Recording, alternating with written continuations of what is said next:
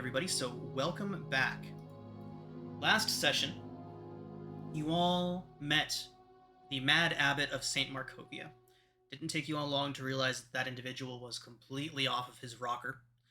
He had spent an unknown amount of time creating a bride for Strahd, a stitched together body that the mongrel folk had quietly alluded that they had raided Krezk's cemeteries to recover pieces for.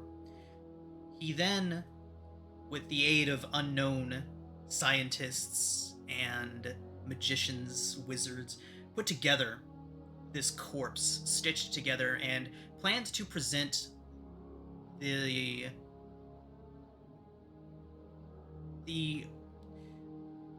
creature, for lack of a better word, to Strahd as a bride.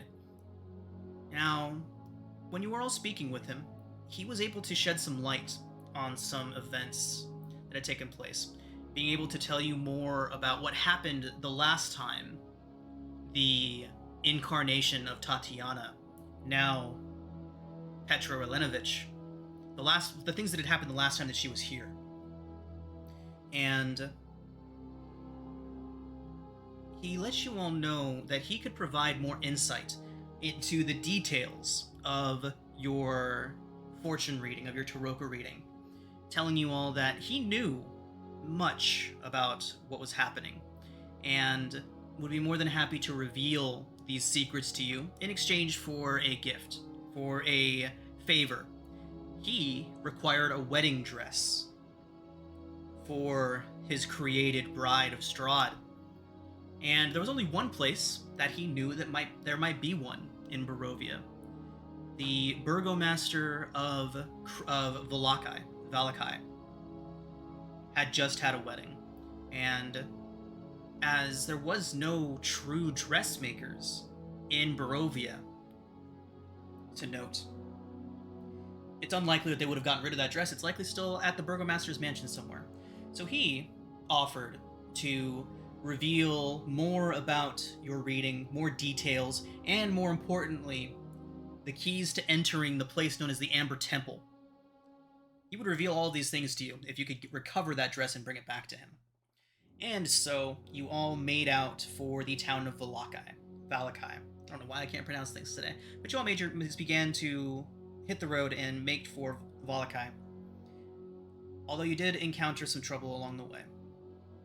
A pool of standing water with some bodies floating in it proved to be a trap, and although your spider sense is tingling, you were able to spring this trap. Unfortunately, the audience that was observing your dealing with the zombies that were in that pool were far more dangerous than the trap itself. Once you had slain these zombies, Strahd von Zarvich himself revealed himself to you, that he had been watching you all since you entered Barovia and struck at this moment. Not wishing to kill you all outright, more wishing to inflict suffering upon your companion Petra Relenovich, he stole away Esmeralda Diavenier, put her unconscious, and sent her into the arms of dozens of vampires, carrying her away to an unknown fate. He then welcomed you all to your home, which he called it, insinuating that you would not be leaving Barovia, and very forwardly threatened Petra with quite a bit of pain and suffering. After this, he took to the sky and was not seen again. After this encounter, you continued on the way to Valakai in order to acquire the aid of the abbot. As you're all arriving at the gates, that is where we pick up today.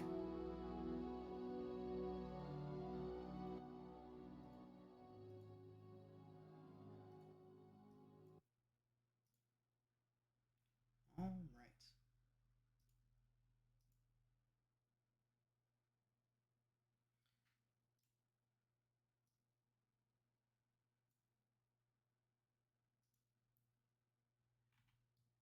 All right, everyone.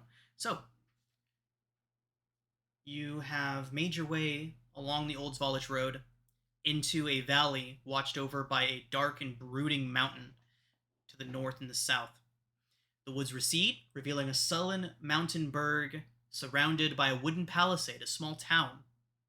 Well, small by your standards, but large for Barovia. Thick fog presses up against the walls of this town, almost as if it's trying to pry its way inside, pressing through the palisades, hoping to catch the town sleeping. The sun is beginning to set. It's beginning to get late, as the dirt road ends at a set of sturdy iron gates with a pair of shadowy figures standing behind them. Planted in the ground and flanking the road outside of the gates are a half dozen pikes with wolves' heads impaled onto them. As you all approach the gates, a man calls out to you. Hello there, travelers! Wish you entrance into Valakai.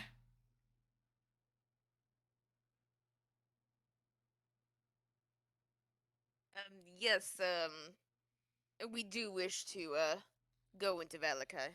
Another voice. Well, it is wonderful that you've arrived when you have. You see, we don't allow anyone in past dark.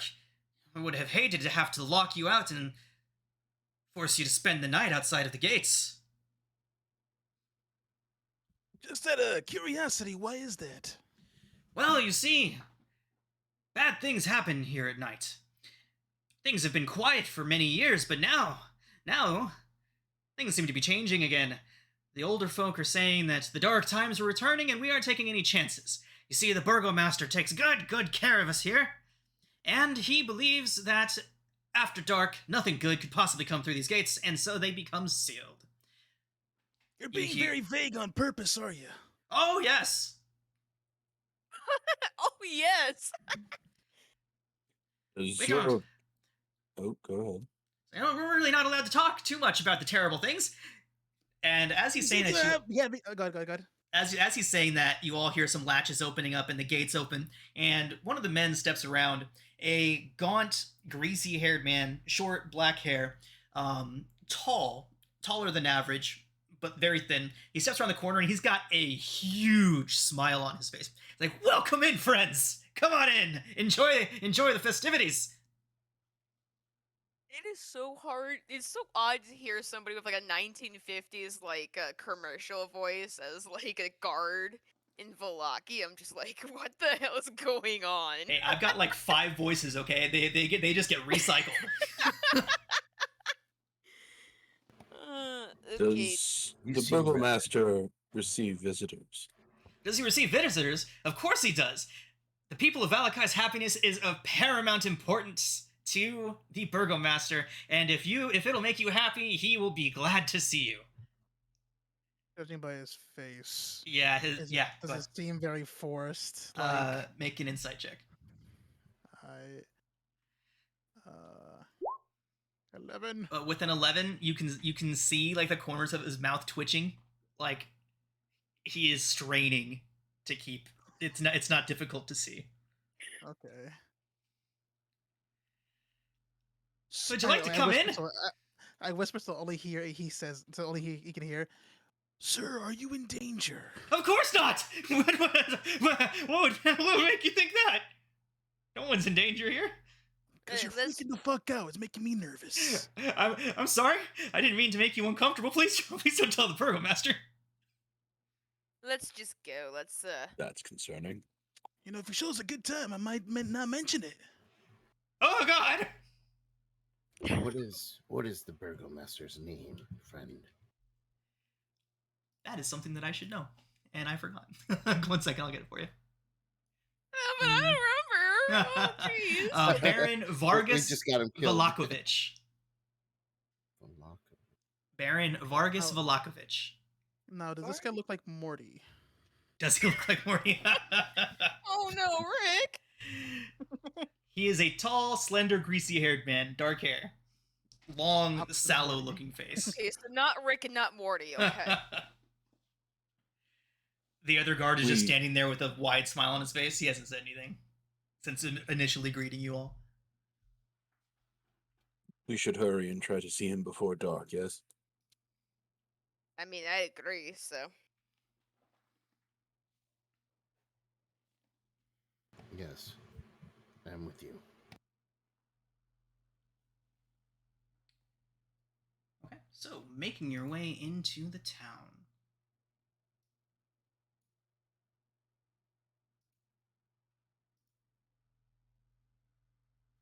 So as you're passing people by, can everyone please make perception checks? I love perception. Mm-hmm.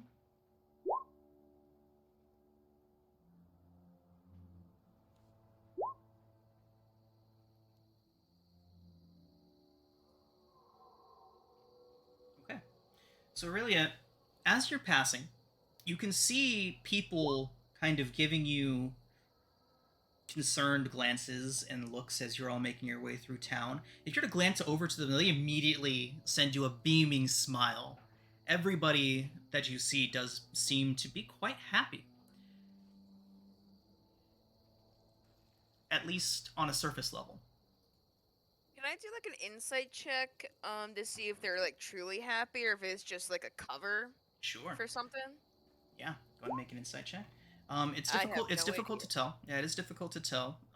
Some of them looked like they may have been frowning before you looked in their direction, but their expressions change so quickly and so dramatically. It's hard to pinpoint exactly um, what may have been happening. Okay. I mean, everybody seems to be a little happy, here. I can't tell, exactly why, but something's happening here, I think. Given our track record, we should probably just assume the worst and get on with it. Do you think the burgomaster is oppressing them somehow? I mean, I don't exactly know, but I just want to get some answers first. I think if I do a quick flashback in my mind and think back to those wolves' head, did anything seem strange about them?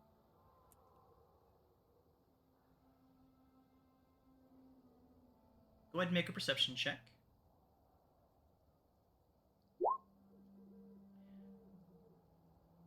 They seemed rather fresh, oddly so. Like this might have happened just last night or the day before. Aside from that, no. They seem to be of average size. It doesn't look like anybody went out and caught themselves a dire wolf. Um, but aside from the fact that there was a row of a dozen wolves' heads along the road, nothing else odd other than that. I mean, that itself isn't exactly normal, but Granted. but aside from that, no, nothing specifically odd about that situation. Okay. Does anyone see the big house or? So Valakai is a pretty big place as you're all making your way in. The very first landmark that you would pass by appears to be a church. Slouching, centuries-old stone structure, the bulging steeple in the back and walls lined with cracked stained glass windows depicting pious saints. There is a fence of wrought iron enclosing a garden of gravestones next to the church. A thin mist creeps among the graves. There's a man standing out front. You can see parishioners inside. The doors are swung wide open. There's a man standing out front, and he gives you all a polite wave. He's wearing vestments of a priest of Lathander as you all pass by. Gives you a wave. You can see several parishioners inside of the open door in prayer. This individual does not seem to have a forced smile. His face is calm, but certainly not jovial like the forced happiness of the guards. He kind of just gives you all a nod and a wave as you pass. We should speak with that man. I mean, we will eventually. I want to get this burgomaster business done. Yeah, perhaps we can ask him where the burgomaster lives. It's probably faster than wandering.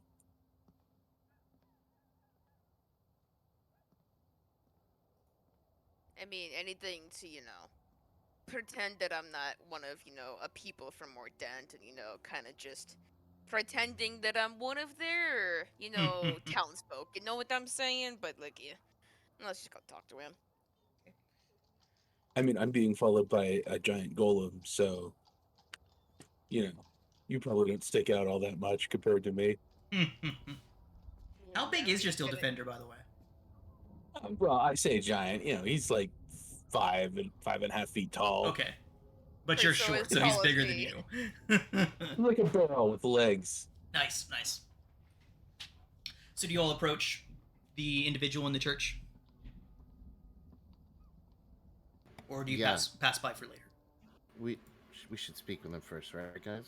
Yeah. So as he approaches, you see a gentle smile crack his lips. He's, again, not the over-exaggerated intentional smile of the others. This one seems more genuine. More genuine. Greetings, friends. What brings you to Valakai? We're here to Information. see the Burgomaster. Oh, friends of his, are you? We've never met the man. Oh, No, Well? we came from the abbey. We have a business that he wants us to address with the burgomaster. his brow furrows. The abbot of St. Markovia has sent you. Yes. That is interesting. I apologize, I have not introduced myself. My name is Father Lucian Petrovich. Lucian. That's safe. Petrovich. Indeed. Where have we heard that before? Petra. Similar to Rylenovich, but not. Oh, okay. Petra's name is Petra Rylenovich. This man is Lucian Petrovich. And Zarovich is Strahd. Too many Zviches. Yeah, lots of Eastern European influence going on here. Yeah. Lots of itches. Tell I me, was gonna Lucian. Oh, sorry.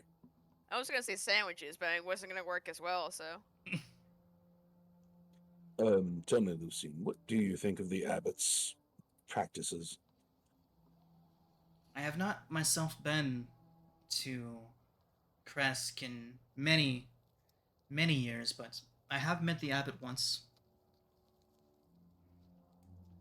His face goes a bit concerned, says his intentions are good. Why do you sound like you're defending him? I mean, no defense of his actions. From what I understand, he has lost his way.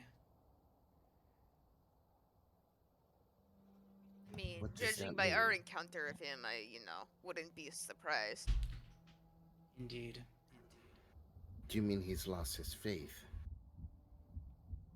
His faith, I believe, to be complicated. All I know are stories of him. He's been here in Barovia for longer than I believe most anyone, except for some. He claims to be nearly a god in charge of the lands. When I first met him, I sensed something strange about him, and, well, Lathander revealed to me that he is, well, not human. Not exactly. He is something else. Something of the higher planes. But the poor soul seems to have lost his way. I don't believe he would hurt anyone. Not directly or intentionally, but be careful. With things going the way as they are now, who knows what desperation He's- may drive him towards. If he's a celestial being, who did he cross to be sent here? I couldn't tell you, I'm afraid. Our conversation was brief. I found myself uncomfortable in his presence.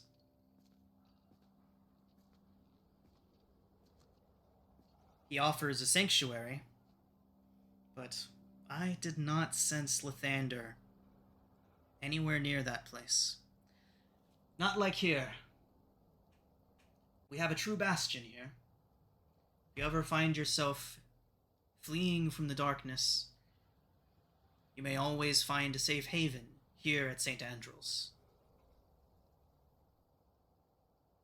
Would you permit us to stay the night here once our business is concluded? Of course, of course. The bones of St. Andrew protect this place. They have for centuries, and they will for centuries more. You may always find sanctuary within these walls.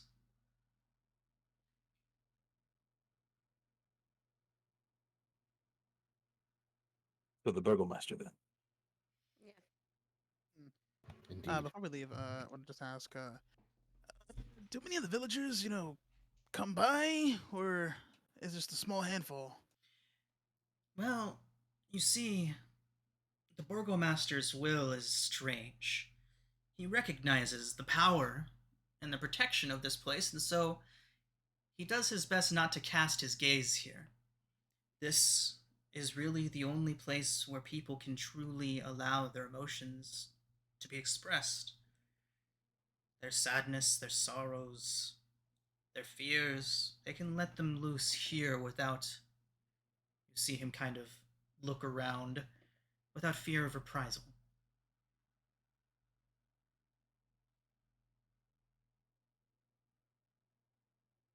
Understood. Have you mentioned to him that you're here to speak to the burgomaster yet? Yeah, yeah. Yeah. Yeah, we did. Okay. So he would inform That's you. why he asked if we were friends of his. Oh, right. Okay.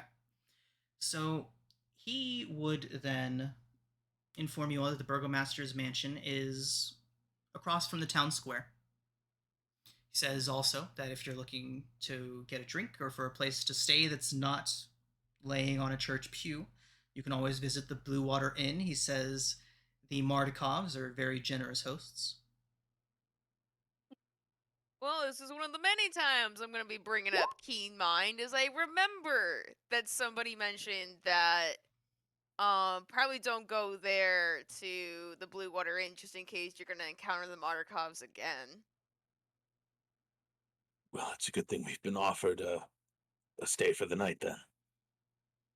Yeah, I mean, as much as I want to stay in an inn, I don't think we want to encounter the Markovs again after that incident.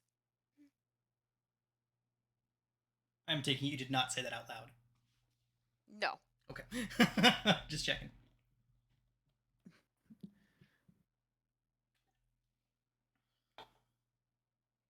All right. Then I suppose we'll return. Okay. So Father Lucian would bid you all farewell. And yeah, making your way further into town.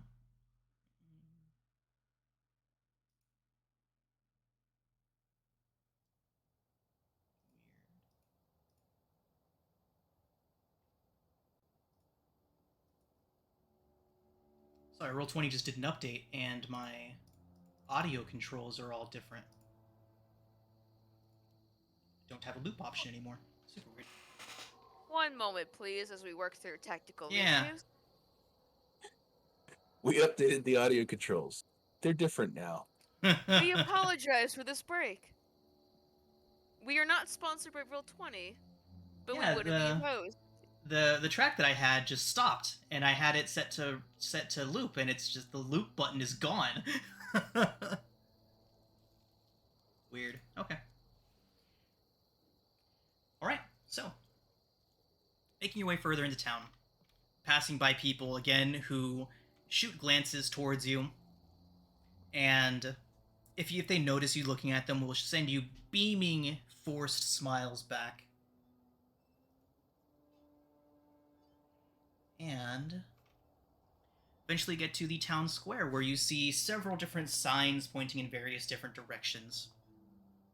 See one pointing to the north that says the Blue Water Inn. On the same line is another sign pointing to the north side of town. It says Wachter House. There's one pointing to the east that says Arisek Stockyard. Supplies, trade. Make Another a mental one. note of that one. The Arisex Stockyard is on the east side of town. See another that says Blinsky's Toys, pointing to the south. Another Definitely that's- making a note of that one. Yeah. Okay. And there's one pointing south that says Burgomaster's Mansion. Now, in this central courtyard,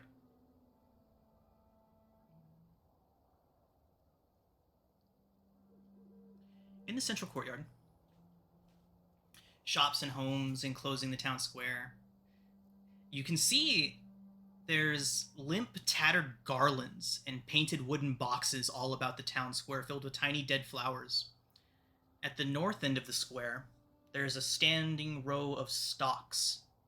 Locked within these stocks are several men, women, and children wearing crude plastered donkeys' heads. The rain drizzles down on them, their clothes soaked through, they're kind of hanging limply in these stocks. Kind of things where their hands and their head are on the same level and the rest of them just kind of hangs limply out of this stock. In the center of the square, peasants in patchwork clothes eye you suspiciously, as they use cups and vases to draw water from a crumbling stone fountain.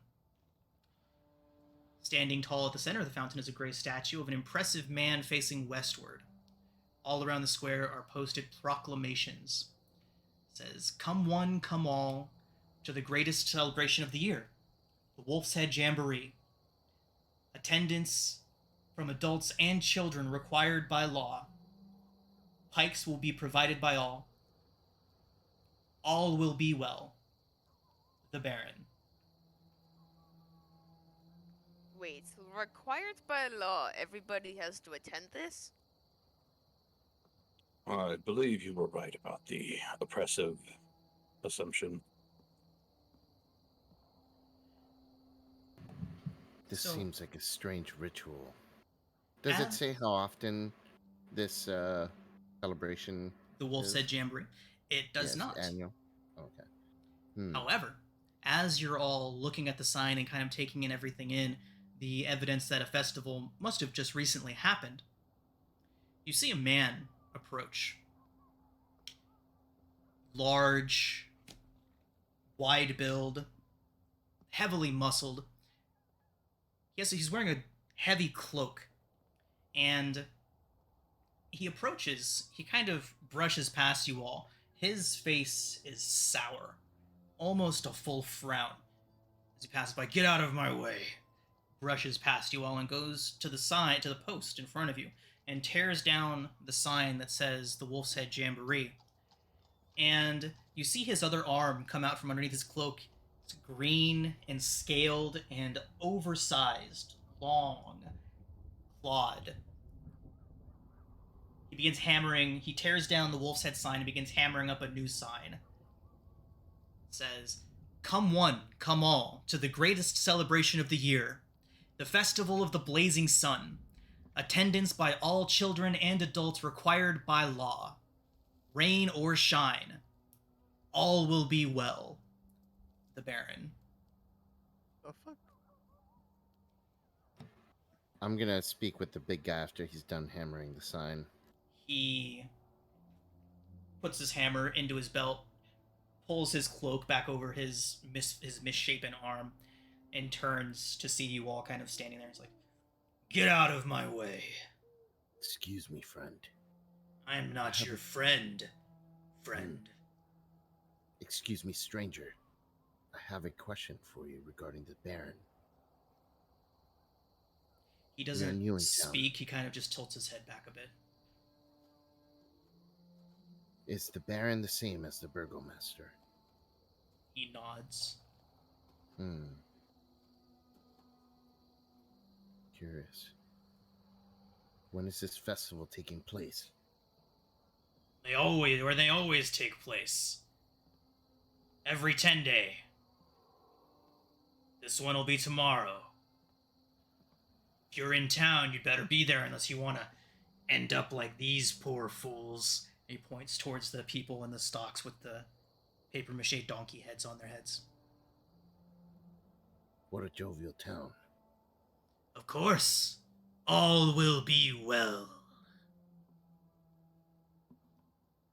Thank you for the information. Hmm. Can I get Okay. insight or perception from each of you? This town is getting weirder by the second. We need I a mean, meeting. no, I don't know what you're talking about. This is like a normal Wednesday in these sort of parts, man.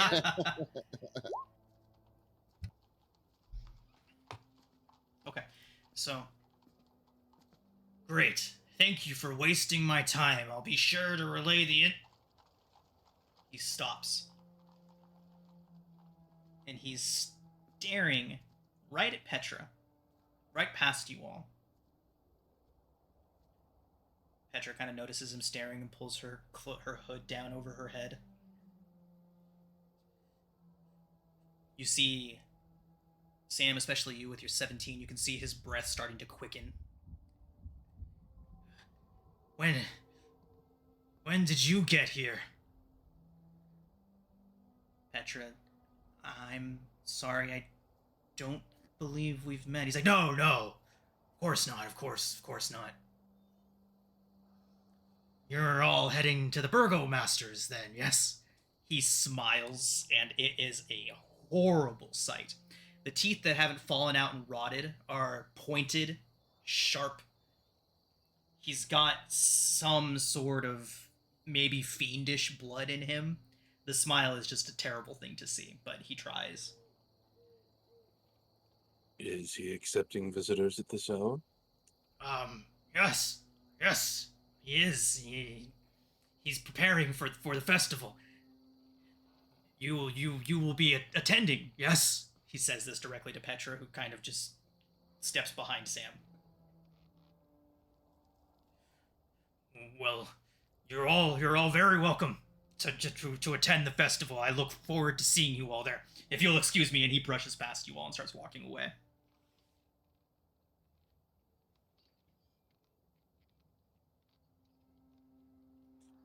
To my recollection, does the phrase blazing sun have anything to do with Lythander? You can make a religion check. Okay. Aside from the fact that the symbol of the sun is the symbol of Lythander, there's really no connection. Like the term "the blazing sun" doesn't necessarily ring any major bells for you.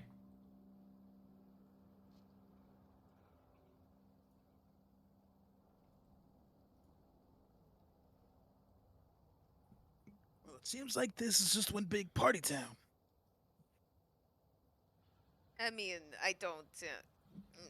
It was a strange. I guess, sure. Sam, I have as to- you say that, you hear a woman wail in absolute sorrow somewhere in town. Yep, been there. I have to wonder what he's offering the oppressors to keep them under his thumb. Do I see any guards or any kind of just any kind of law enforcement? Now that you mention that, Sam, as the sounds of that mournful shriek fade away into the distance, you see a squad of 6 guards, armed and wearing leather armors, rush past into the direction of the whale.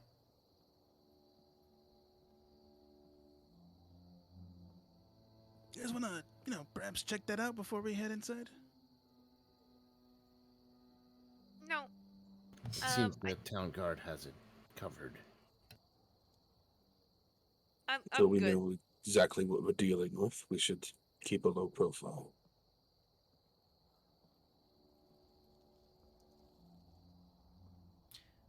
Let's just get away with this. Speaking of Let's low just go. profile, are you all attempting to maintain?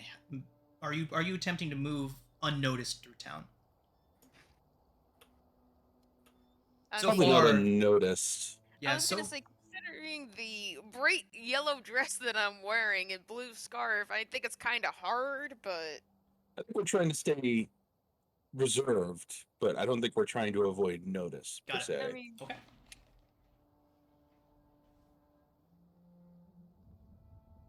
I think Sam kind of speaks at just kind of constant like theater level volume. For sure. Okay. Yeah, well, there's Sam. Yeah, I mean, yeah, there is the elephant man and the walking barrel traveling with you. So even if you were The trying to elephant in the move, room. Jesus. yeah, that's gonna come back.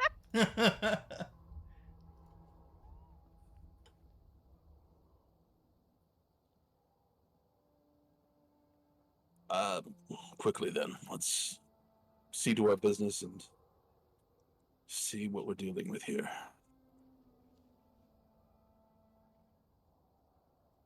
Okay, so the Burgomaster's mansion is not difficult to spot. From the town square, there is very obviously a much larger building than the others. It's set back 1 block from the town square, but again, it is not hard to notice. It is the largest structure in the town, and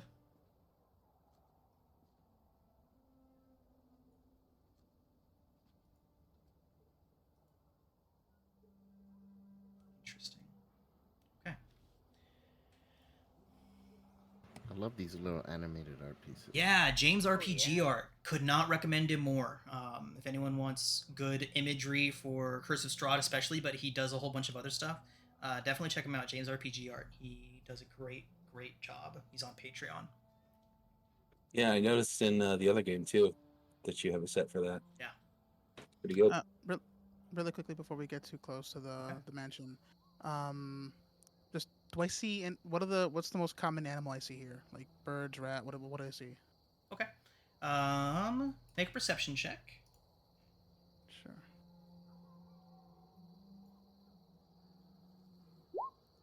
Okay. Mice and rats seem to be most common. Okay.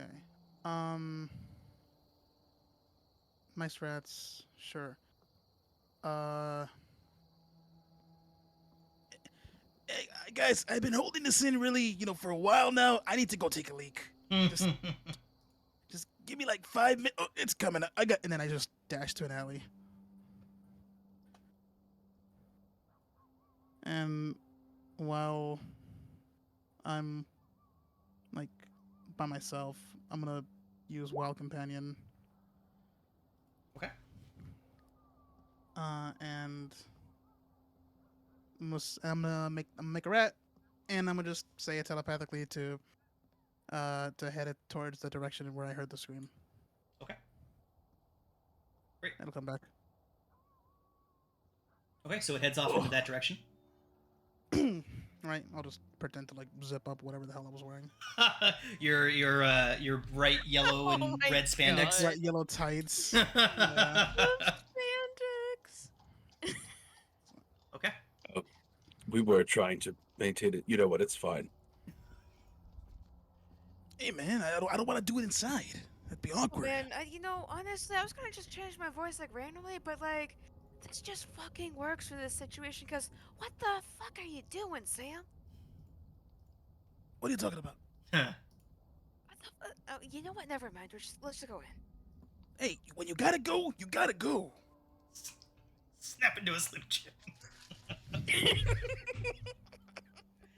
Let's conclude our business. Okay. So the mansion has walls of plastered stone displaying many scars where the plaster has fallen away from age and neglect. Drapes cover every window, including a large arched opening above the mansion's double-doored entrance. You all can see light flickering through as if there's many candles lit from within.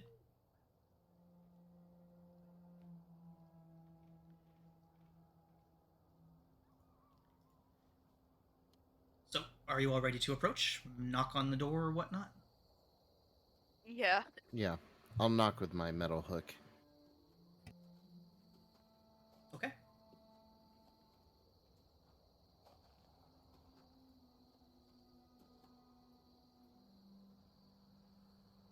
Okay.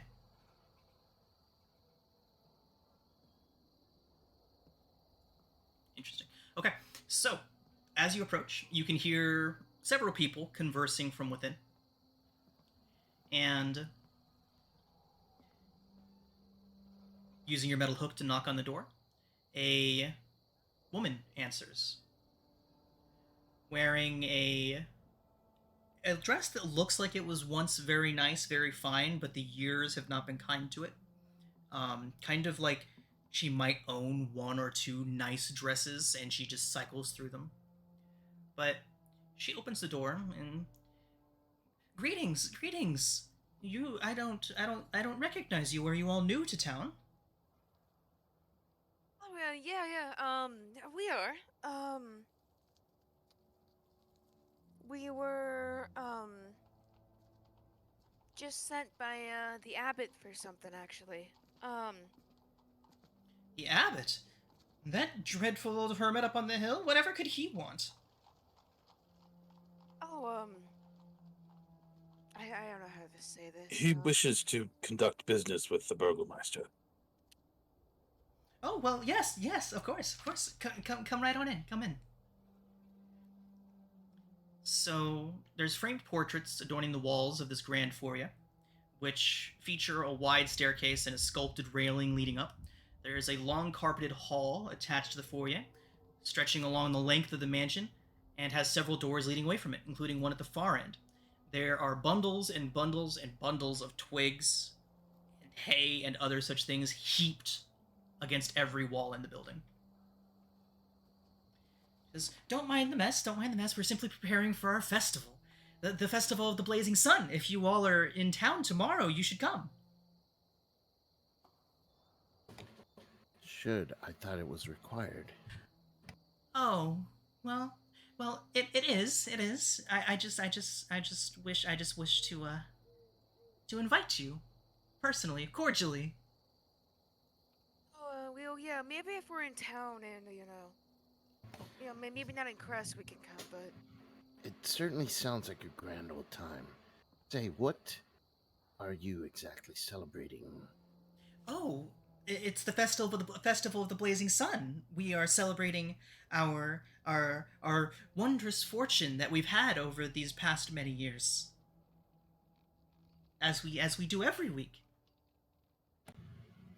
Every week. for Certainly you guys sounds have like a cause for festival? celebration. Well, yes. It's not exactly my place to explain these things or to question my loving husband. Would you like to wait in the dining room? I'll fetch him for you. We were just discussing the festivities for tomorrow. And she opens a dining room door. And she says there's a wrought iron chandelier, wax candles above a huge wooden dining room table, and there are 8 women of various ages seated in comfortable high-backed chairs.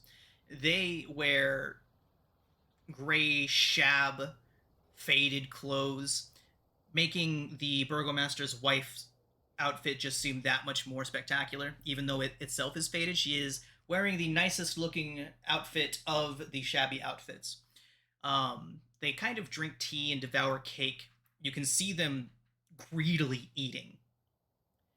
And she says, you can wait with our guests. I'll fetch my husband for you."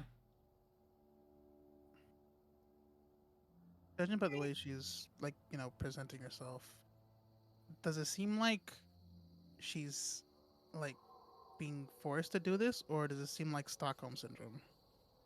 Inside. Yep.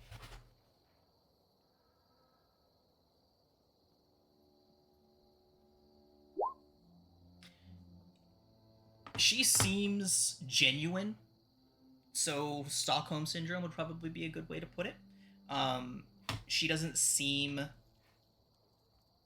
coerced in any way, but her eyes are overly wide, like she's constantly surprised.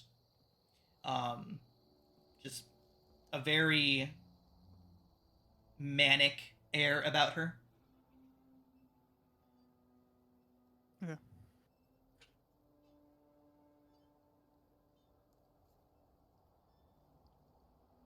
So, she says, "Help yourselves, there's plenty to eat." You can see a couple of the women seating at the table kind of look up at you, and they continue just eating as much as they can get their hands on.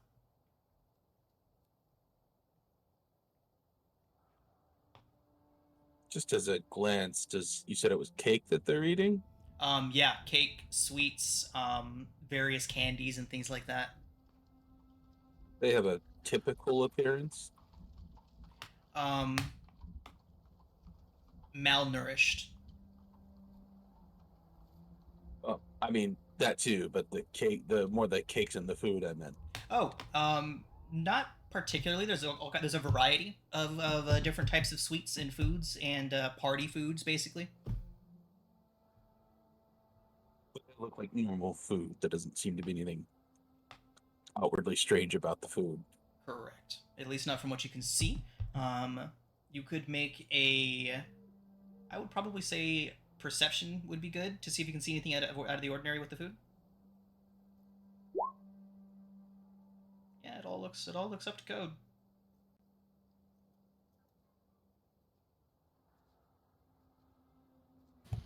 I'll partake, even though I don't really need to eat. Okay. Yeah, it's cloyingly sweet, like a white cake from a kid's party that you got from like Walmart or something. It's overly sweet, loaded with sugar, not a whole lot of actual substance to it. Are they just like shoving it into their mouths, or are there any of them like trying to keep some in their pockets? You can definitely see some of them now that Lady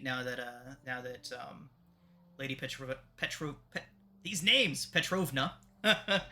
Now that Lady Petrovna has left the room, you can see they are not trying to hide the fact that they are trying to stash and stow as much food on their bodies as they can. Gotcha.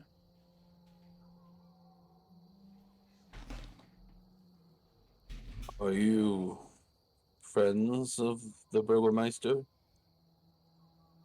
The young woman that you address kind of stops and looks up at you. She's like, yes, of course. And you see this smile just like almost crack her face. She's like, yes, of course, we're friends of the Burgomaster's wife.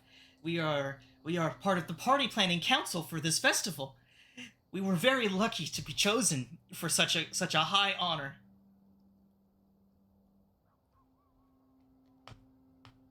What is the Blazing Sun? Why, just the single most important festival of the year.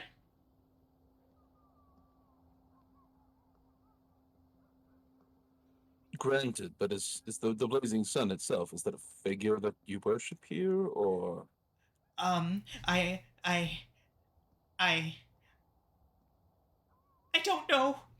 Please don't tell them. I don't know. I don't know what it is. I don't know what it's for. I don't. You see her kind of take a deep breath and collect herself. The Festival of the Blazing Sun is the single most important festival of the year.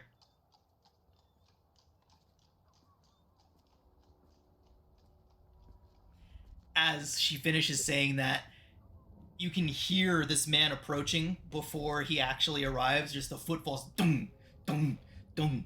A massively portly man, barely able to fit through the door frame that he comes through. He enters into the dining room. Welcome, friends! Welcome to Valakai. I received word not long ago that visitors had entered into our lands. I had so hoped you'd visit.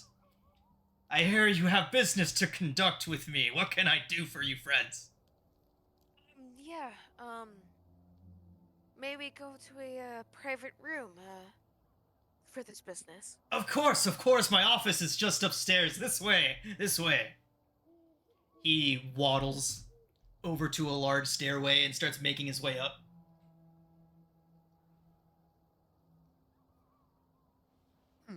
As he's heading out, I'm gonna say in I'm gonna say, do you understand? But I'm gonna say it in Sylvan. I'm gonna say it in Druidic, and I'm gonna see if anyone if any of the women kind of like look up. They just send you ever since Velakovich entered the room, everybody has just been sitting very straight and prim with huge smiles on their face. No one so much as glances at you. No, I'm saying as he leaves. I'm saying.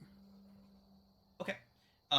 Yeah. So as he's leaving, you can see them all beginning to reach for the food again, but again, nobody glances towards you. when you begin speaking these other languages.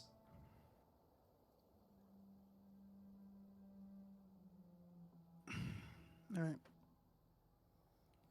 right. Can you communicate telepathically with your rat buddy? At a certain range, yeah. It acts Is it- as find familiar. How far? Let's see, where is he? I'm familiar, I think, is 60 feet, if I remember correctly. Yeah, and at that point, he's just on autopilot. Okay. Okay.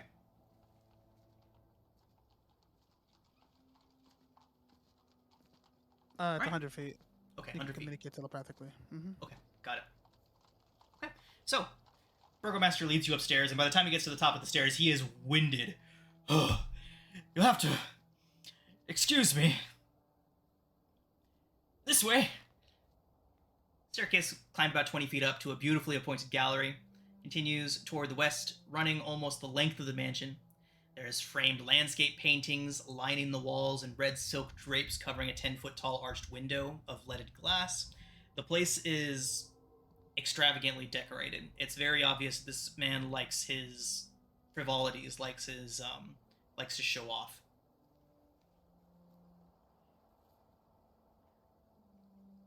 Now,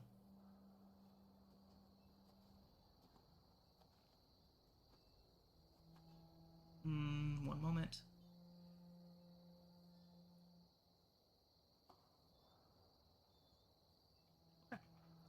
So, he leads you towards a library / study area and opens a door, almost has to slide sideways in through it, and sits down behind a massive desk. There's floor-to-ceiling shelves lining every wall of this windowless room. The number of books contained here is nothing short of astounding. There's a brass oil lamp sitting on the top of the large desk in the center of the room. The chair behind it squeaks uncomfortably as he settles down into it. And as he does, you see a pair of very large dogs come out from behind the desk and sit on either side of it, a pair of large mastiffs.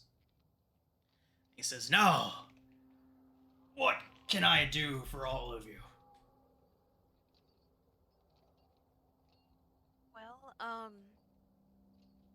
we've been sent by the Abbey, and, we've been, well, the abbot of,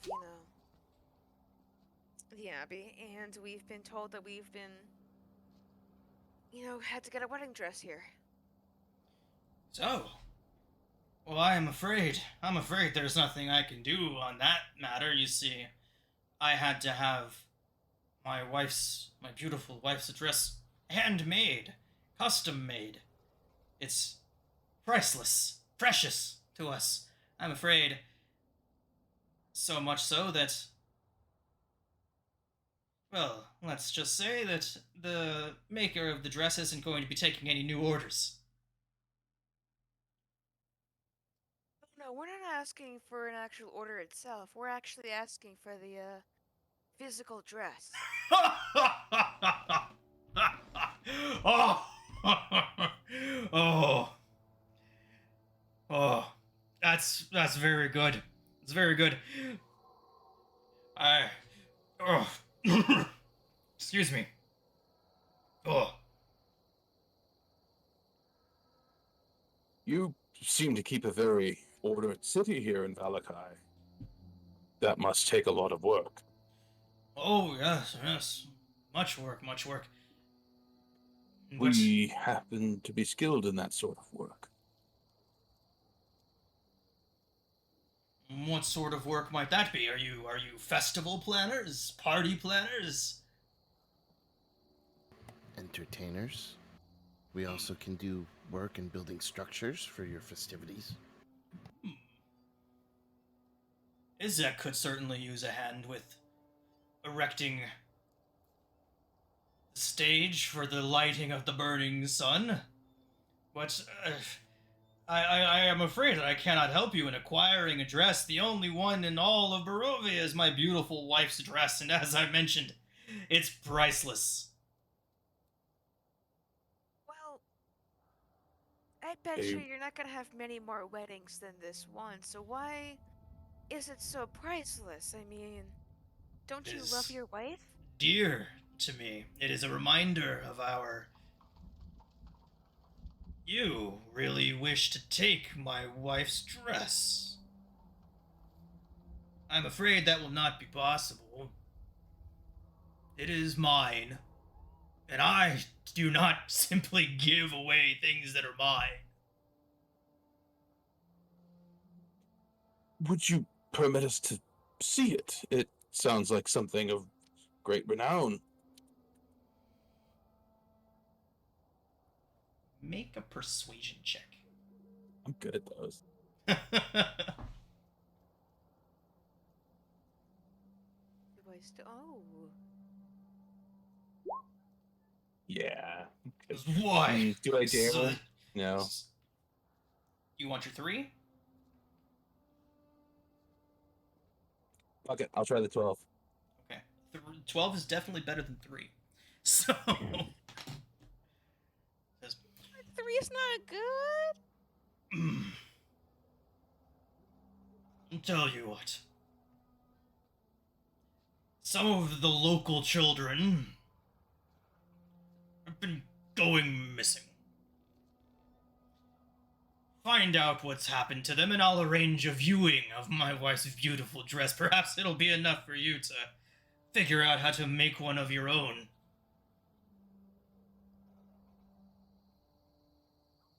Alright, I don't know if I have to make a sleight of hand check for this, but I'm gonna try and sneakily cast suggestion and basically say, look, here's the thing. If we find out what happened to the children, how about you allow us to take the wedding dress?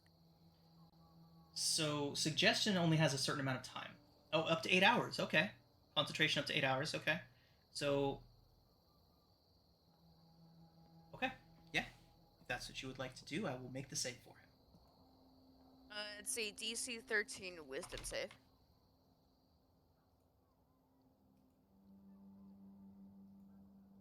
This could be bad. Let's see what happens. I know. Wait, but does he know? Would he know if he's being? He will know once it ends. Oh, I mean, it's 8 hours, but I think this only works because he's the only intelligent creature in the room besides us.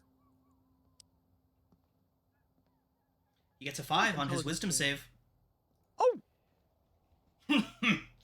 Well, a favor is a favor, I suppose. I suppose if you were to figure out what's been happening to the children, I could allow you to borrow the dress. well, I appreciate you. Well, yes, of course. I am a generous man, you see. At this point, you all hear a commotion downstairs. You hear a woman screaming and crying, and booted feet stomping around. He's like, oh, excuse me. I must see to my constituents. If you wouldn't mind waiting here for just one moment, please. He gets up. Slowly, heavily, the chair sounds like it's about to snap under his weight as he presses on the arms to sit himself up. I'll send my familiar to follow him unseen, and I'll look through its eyes. Okay. Curious to see what's going on down there. the Mastiffs are still in the room, or are they following him? They both stayed in the room. He actually would have said stay. They probably would have stood as he was getting out of the room, but he would have pointed at him and said stay, and they would have sat back down. I'll just tell one of the Mastiffs. So, how do you like that guy? They would immediately start singing his praises. They love this guy. They are very well fed. It is safe to say that these dogs are probably well fed than any other person in this town. And they would be willing to tell you as much.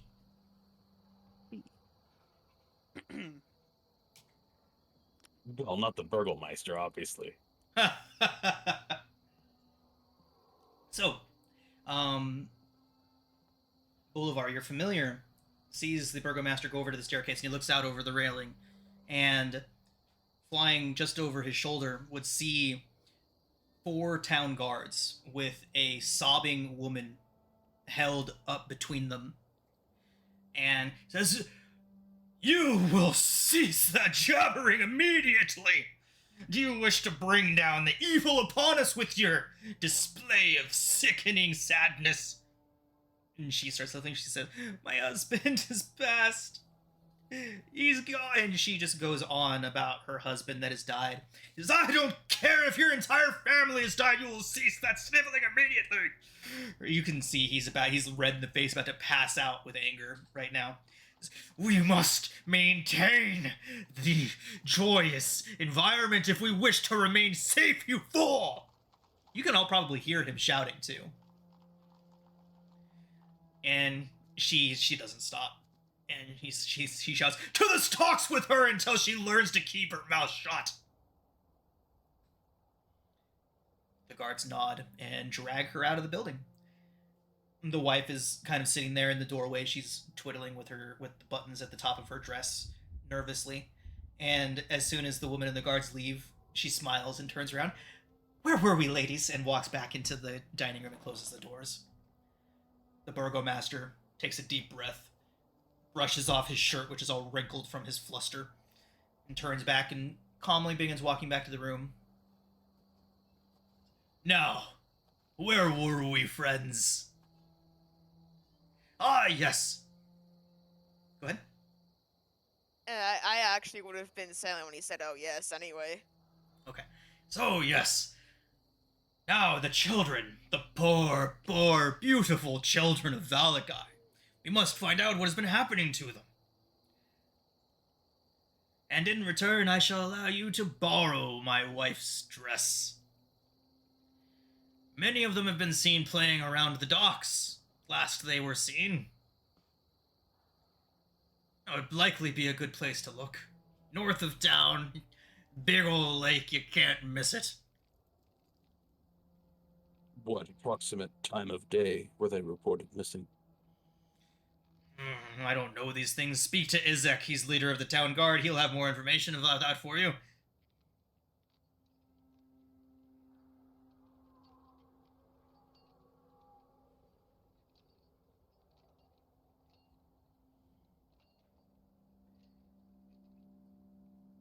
I apologize for my indiscretion, but I did overhear a bit of your conversation, and you seem to imply that your town is in immediate danger of some kind. Oh, Is that yes. something we can help with? Well, unless you can kill a vampire. I'm afraid not. I mean, it really depends. Like, what kind? Well, the vampire, of course, plagues these lands. You see, it was me who stopped him 21 years ago. He sits back proud of himself. Can I do an insight check to see how much I believe in him? Yeah, go for it. You know what? I'm gonna do the sessional and take that natural 20. He believes what he just said to his core. Do you know Eastmark, then? Eastmark? Eastmark the Lesser? Huh. Why would I know that man? What help could I have gotten from him? It was my genius. Oh, he was the one that, took down Strahd, 20 plus years ago, I think? No, he fought. Used his little pointy sticks and sharpened swords to try and deal with the monster in, but no, he simply destroyed Strahd's physical form, or helped with the aid of like 6 or 7 other people. Imagine that, needing that much help to do something. No, it was my quick thinking, my master plan, my festival that saw Strahd defeated. Has he not noticed Petra yet? Petra has been very quiet, and again, she has her hood up over her head. Okay, I guess I'll just interpose as much as I can, kind of just keep her out of sight. Yeah, A festival, you say? Ever since the one What's guy that? in town recognized her, she's been very, very guarded, I guess would be the word. And again, this man does not seem like he's exactly the perceptive type. Since you defeated Strahd so long ago, perhaps you can give us information or techniques that will help us defeat him. Oh, well, there's no need for that. He's gone. He will never be coming back. Not as long as we continue the tradition of the festivals. Every week, we must celebrate, and I must keep my populace happy. But he has returned.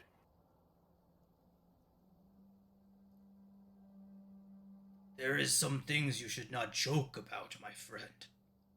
This is one of them. Yeah, but we aren't joking, unfortunately. He's actually returned. He took one of our friends. It is why we are asking for the favor of the dress. The abbot is going to help us. That old madman on the hill couldn't help himself out of a paper bag. Ugh. I mean, it would do best for us, to be able to get that wedding dress. I mean, in fact, that favor could actually help us drive Strahd back. Well, if you mean that your intervention could empower my festivals, suppose that might work. I mean, you want to be regarded as a hero, right? I am a hero, miss. Besides, you're the one that took down Strahd with your festivals. A mere sacrifice of a wedding dress could take him out again. And it would even empower your own festivals if you, give us the wedding dress.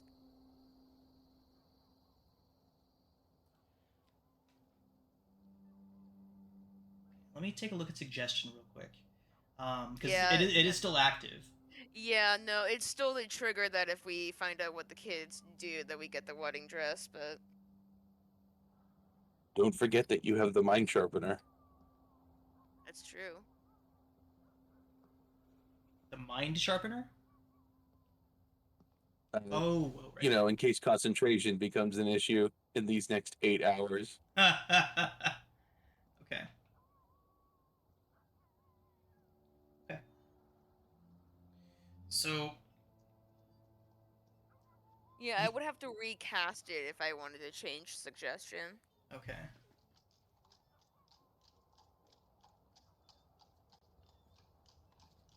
Okay, so I'm looking for the clause here that says that he knows magic was cast on him, like charm person, but I'm not seeing it. Am I not reading over it? On a failed save, he would know. But... This course of activity and magically influence a creature you can see within range. Creature that can't be charmed, okay. Asking creatures. On a failed save, it pursues the course of action you described to the best of its ability. So this course of action continue for the entire duration. It's completed in a shorter time. The spell ends when the subject finishes what it was asked to do. It's also specify the conditions. Okay, so he's not going to know. He was suggested. Yeah, he's just not going to know, like, charm person. Yeah, great. Sorry, I was thinking of charm person when they know that they were charmed when it ends. Yeah, you're good. Okay.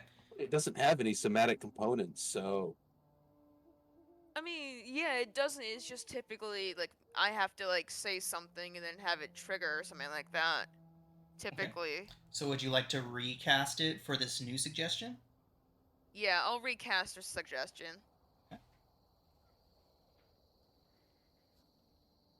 Same DC for wisdom, 13.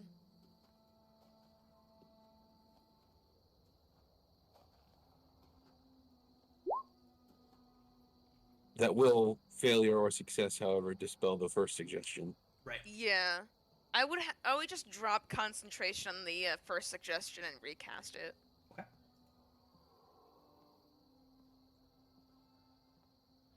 He does get he gets a 4 this time. This man is not wise, if you all haven't noticed.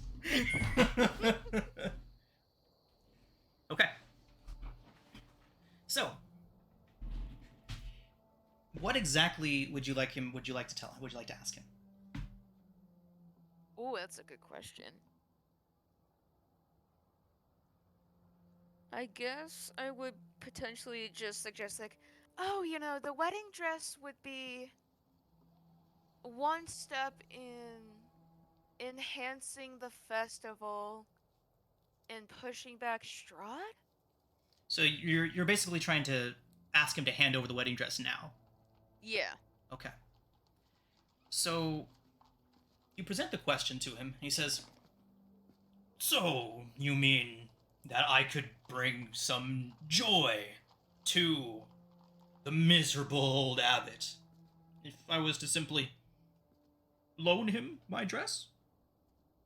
No, he would be absolutely enamored. He would be extremely happy that you would loan it over to him. Well, all I ever wish to do is bring joy to my people, and I do one way a day wish to be mayor of Barovia, not just Burgomeister of Valakai. Perhaps ingratiating myself to my future constituents couldn't hurt. I mean, it would do wonders in terms of your diplomatic service to at least another town instead of Barovia.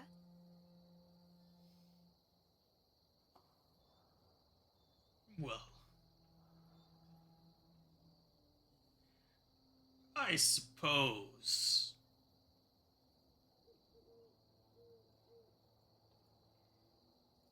And at that point,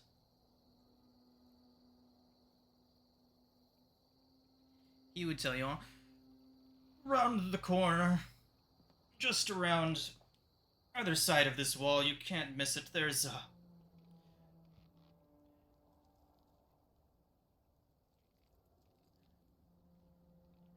the sitting room. The dress is on a mannequin there. You do promise that you'll return it to me, yes?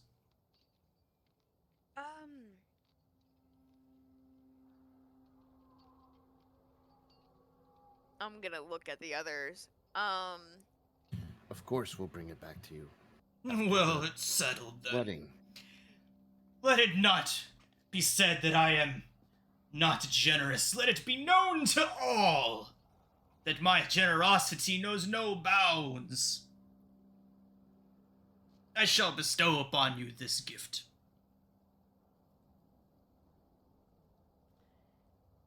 And we're going to go ahead and take our break now. And when we come back, the Burgomaster will direct you to where you can pick up the dress. Alright, so welcome back. After the Burgomaster has instructed you on where you can find the dress, you all hear from a strangely close room, possibly a room attached to this one, you hear someone, "Ah! Help me! Let me out!" And the Burgomaster just calmly sits back and says, "If you'll all just excuse me for a moment, I have a guest that I must attend to. The dress, just around the corner. First door on the left around, but don't head down the staircase. Just head out from the office, make a right, make another right, then make another right. Second door on your left. Be very careful with it. No scratches, no tears, no stains, okay?" Yeah, we'll Gets be up. careful. We'll be leaving in the morning back to Kresk to give this to the abbot, but we do appreciate that, you're willing to give us the dress. Yes, of Yeah. course. And good luck with your festival. It sounds like a hoot. It will, in fact, be wonderful. Now, if you are in town tomorrow, attendance is mandatory. As my friend here is going to have to learn the hard way. And he Well, I gets hope up. you will. "Aren't you Udo?" And you hear a man, "Help me!" And the Burgomaster gets up. Oh, I did want to ask about that before you leave. Yes, The of Blazing Sun, what is it? Well, it is a tribute to Lathander, of course. We're all very pious people here.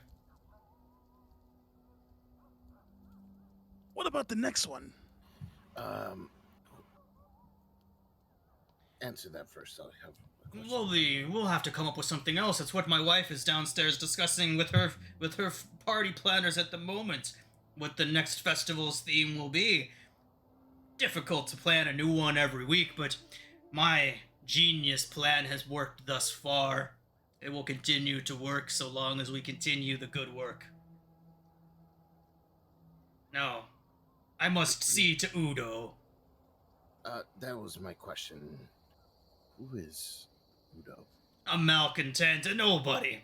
He had the gall to try to put a damper on the festival of the Wolf's Head Jamboree. Carried a sign that suggested I should be fed to the wolves. We'll show him, won't we? Come, dogs. Pats on his legs, the dogs get up.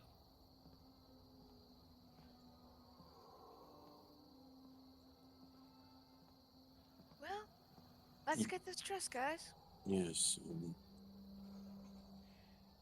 Burgomaster leaves the room, takes a left, walks a few steps. You can hear the floorboards creaking beneath him. You hear a bunch of keys jingling, locks unlocking. The cries get a bit louder. He's like, "Shut up, Udo!" And you all hear a loud blow land, and the screaming stops. You've just earned yourself another week, my friend. Hear the door close and more locks clicking.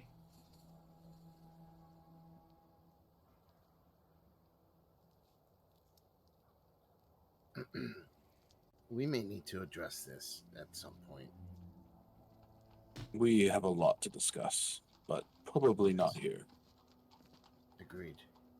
Yeah, can we get out of here before I, kind of just lose this accent, please? Like, seriously. Trying not to advertise your Vistani, Yeah, yeah. Okay. So, are you all making your way towards the room that he pointed out to you? Yeah. Yeah, yes. To get Gave the- you detailed directions. Okay. So, the room is right as he described it, exactly where he told you all to find it. The room smells of powder and fine perfume. There's a vanity with a mirror standing against one wall next to a faceless wooden mannequin wearing a white bridal gown. Mounted on another wall is a full-length mirror with a gilded frame. Door in one corner leads to a little closet area.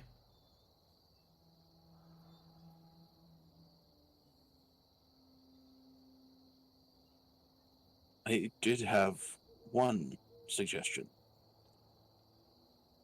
I haven't had a lot of opportunities to test this, but Carlotta has some intelligence.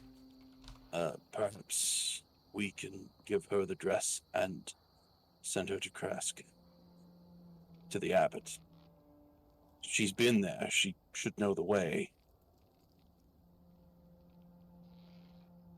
Wouldn't it be kind of weird to have a little robot dude wearing a dress on the way back?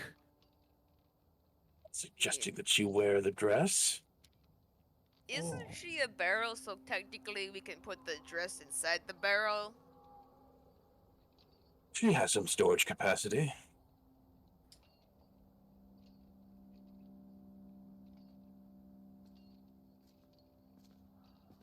At least when the situation changes, I'll say, the dress will already be long gone.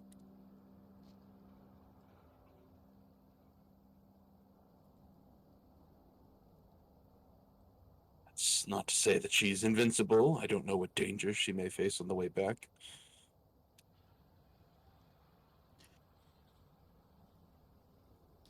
I mean, the only question is, how many people, between here and, Kresk are really gonna question a walking barrel, with a dress inside of it. Didn't seem to cause a fuss the first time. I mean, I don't know. I think we should go to Kresk and, just give the dress to the abbot. I know he's insane, but I still think I want to be able to make sure that dress is not destroyed in any way.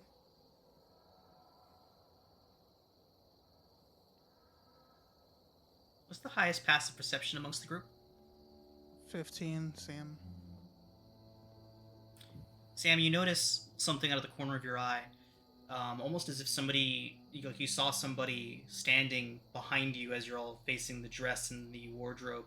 Turning, though, all you see is the mirror. Do I smell anyone other than us here? Make a perception check at advantage. Nope. You don't smell anybody other than the 4 of you. 5 of you, sorry, including Petra. You said towards the mirror? Mm-hmm. Looks like somebody was... It's almost like you saw somebody standing behind you out of the corner of your eye, but when you turned, there was no one there. I get a closer look at the mirror, see if it's got anything funny to it. Do some poses in the mirror. Sure. So as you're standing at the mirror, you get the faint impression that somebody is watching you from the other side.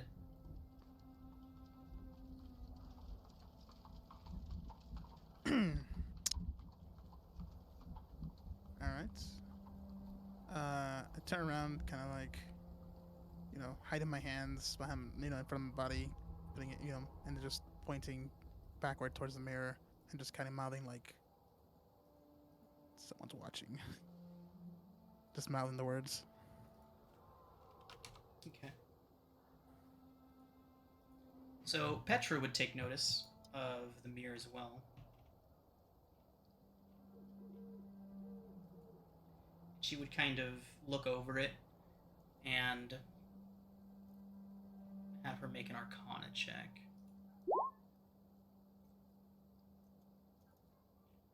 Okay.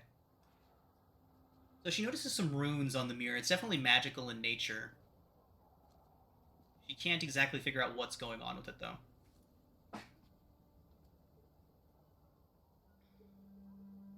Somebody mentioned runes? Petra did. She noticed some runes on the mirror. May I take a look? Sure, go ahead and make an Arcana check. Guidance. So 16, add a d4. Just in the background. 18. Okay. The runes fall incantation.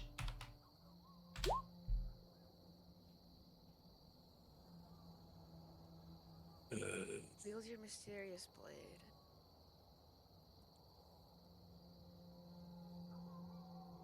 No, the question is, do we read it out loud? I mean, I'm not. The mirror is magical and appears to have been grafted with a spell of some kind. I mean, I should probably actually start. I'm guessing losing the accent. Should we probably not say it? Is this in a language, or is this purely spellcraft? I would say a little bit of both. It's legible, but it is most certainly, as you pointed out, a spell of some kind.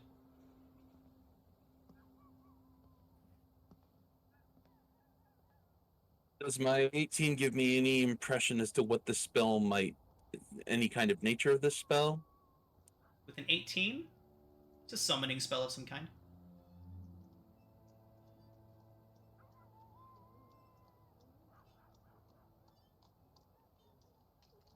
It seems to possibly form some kind of portal, temporary, for something to come through. The Burgomeister doesn't strike me as a practitioner, though. Agreed, there's something else here at play.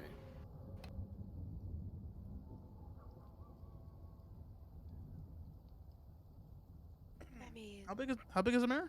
It's a standing mirror, full length, about 6 feet tall. Oh, what a time to need a portable hole. Can I look over the spell to see if I like recognize it at any point, or? You wouldn't be able to get much more than what Veronis has already gotten out of it. Okay. Would I have to read it out loud for her to know the spell? Oh, I mean, actually, that's a good question. You know, if Maybe. I would say that anyone that wants to be able to know the words, aside from Veronis, could make the Arcana check. With a 17 or higher, you know that you know the incantation as well as Veronis. Okay. Okay. I won't. I'm gonna give it a shot. What is this thing?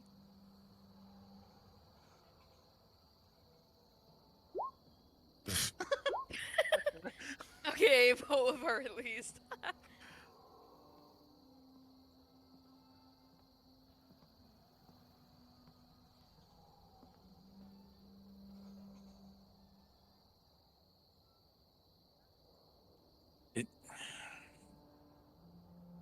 I don't know. The only benefit I could see of activating this spell is to get information, but we could also end up causing a scene. Yeah, I don't want to cause a scene. I think we just take the dress and run. Yeah. But I think we should take the dress, but we should find out what's going on with the children.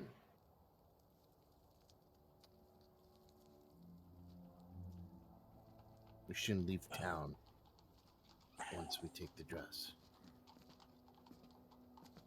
That does bring up the issue from earlier. We don't know how the Burgomeister will react when the situation changes. I mean,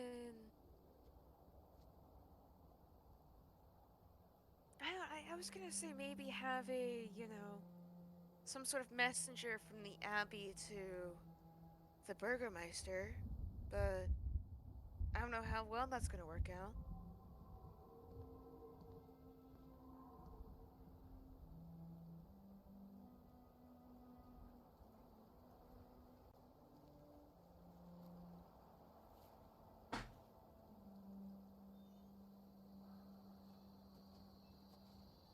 I really We want to do read have. Oh, sorry, go ahead. it. I really want to read it. Oh no. Like, this is gonna go so badly if we do.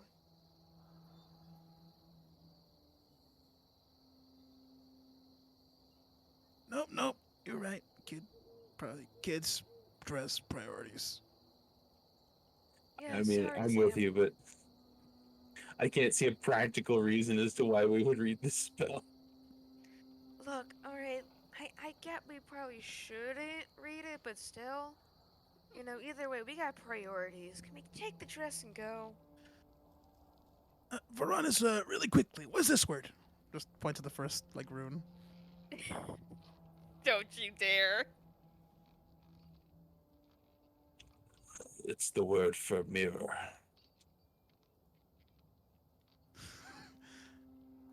Mirror. A face Mirror begins to on the appear in the wall. wind in the mirror, Whoa! and then it fades. You guys see that? Do what?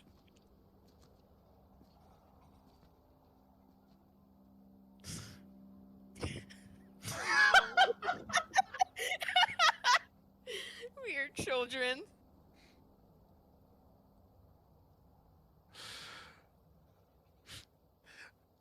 Think knowing. What's Sam's intelligence? Let's see. Okay, it's an 8. So I think Sam would just say mirror 5 times. So after the first time you said it, a face began to appear, almost like smoke in the mirror. But after that, nothing else happens. Well, I tried. Yeah, Perhaps we can come back to it, or come back for it. maybe, yeah, I It don't is- like what I saw in that mirror. It is possible for me to create a bag that's larger on the inside than on the outside. What are you trying to say? We're gonna take it? Like, are you insane? Like, I don't know. Let's just get the dress and go back to the temple. I swear, you and your magic ways, like, goddamn, like, no, let's get out of here. No. Like, I may possibly have an idea that will give us an out in this situation. It's far from a guarantee. look, we've been here for like 20 minutes. All we had to do was take a dress and go. Then let's go. Yes!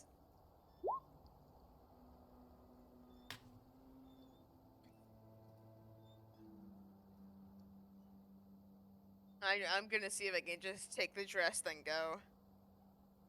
Yeah, it's not stuck to the mannequin or anything. It's just hanging on it.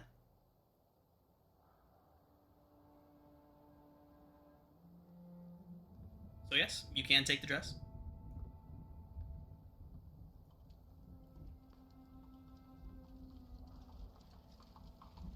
All right, so are you all taking it and exiting from the Burgomaster's mansion?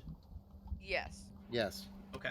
Yeah. All right, so on your way out, the large, muscular man with the strange green-scaled arm meets you on the staircase. He's making his way up the stairs. He sees you and he's like, "Oh, I didn't expect to see you all here. Excuse me. And he's trying to sneak to get past you all. You can see him like almost like a child who was caught doing something he wasn't supposed to.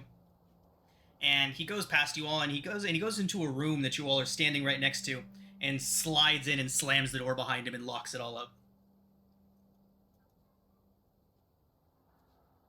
I wonder if that was the captain of the guard.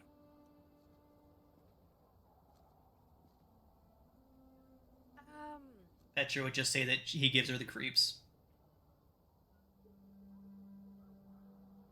I'll tell you who he's not. He's not our friend. He made that clear.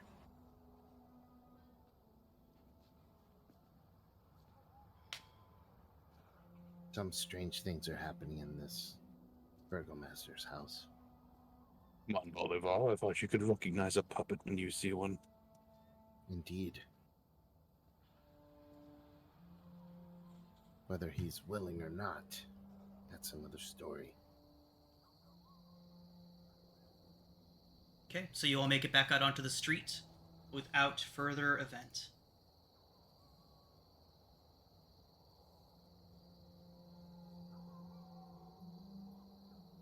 So, when you all do get back to the street, you do see a new addition to the stocks.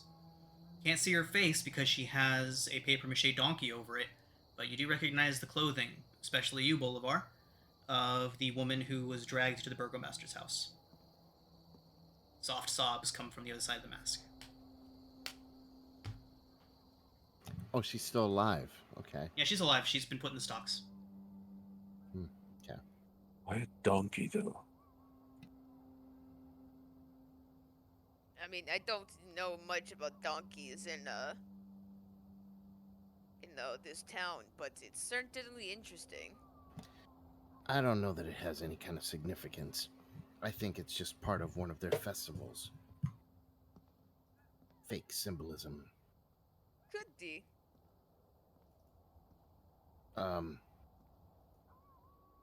Should we get involved here?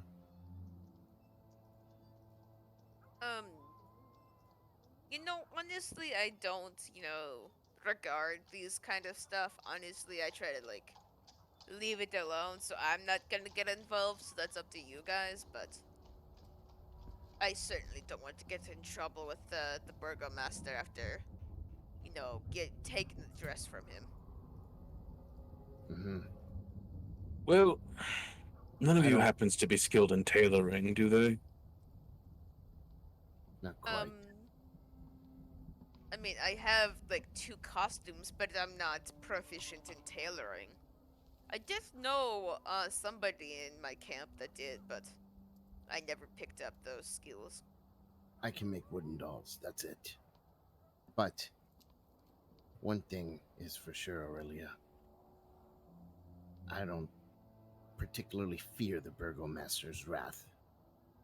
If we get involved, it's not, or if we don't get involved, it's not out of fear, but because we have other more important things to do.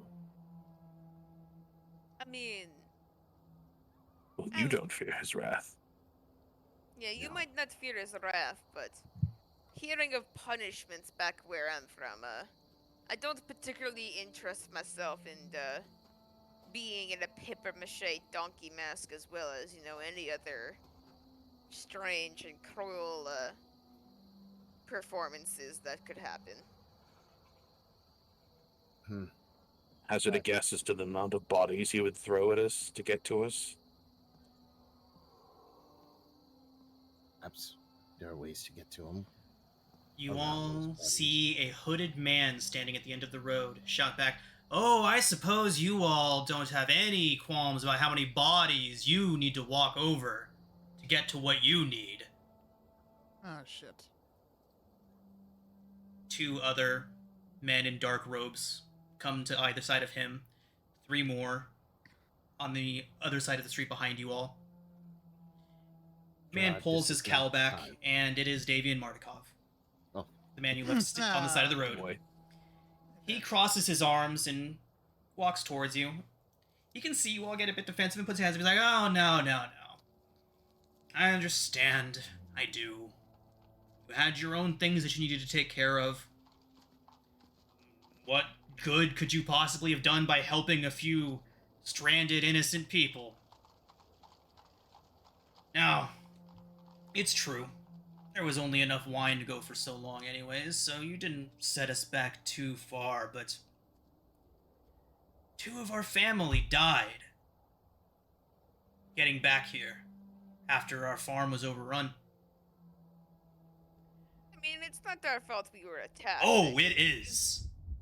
I mean, Our farm was overrun. We heard what you could do. We've seen what you could do. You could have helped us. You could have helped us take back our winery. But no, you decided to leave us on the side of the road. And so as a direct result of that, we had to walk back to Valakai. And on that walk, two of our family died.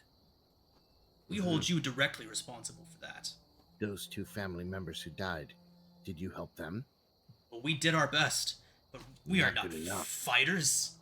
We are not warriors. Neither are we.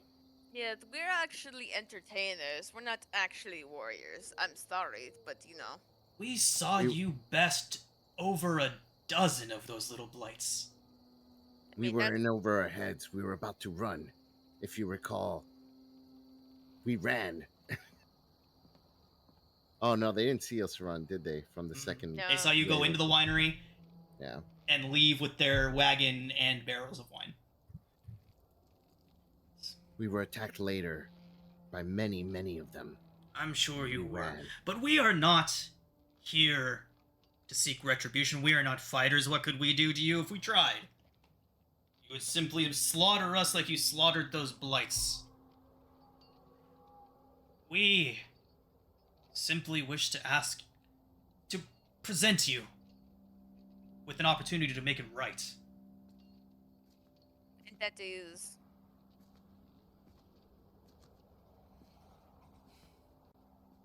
I would have you know that I did not wish to come to you for aid.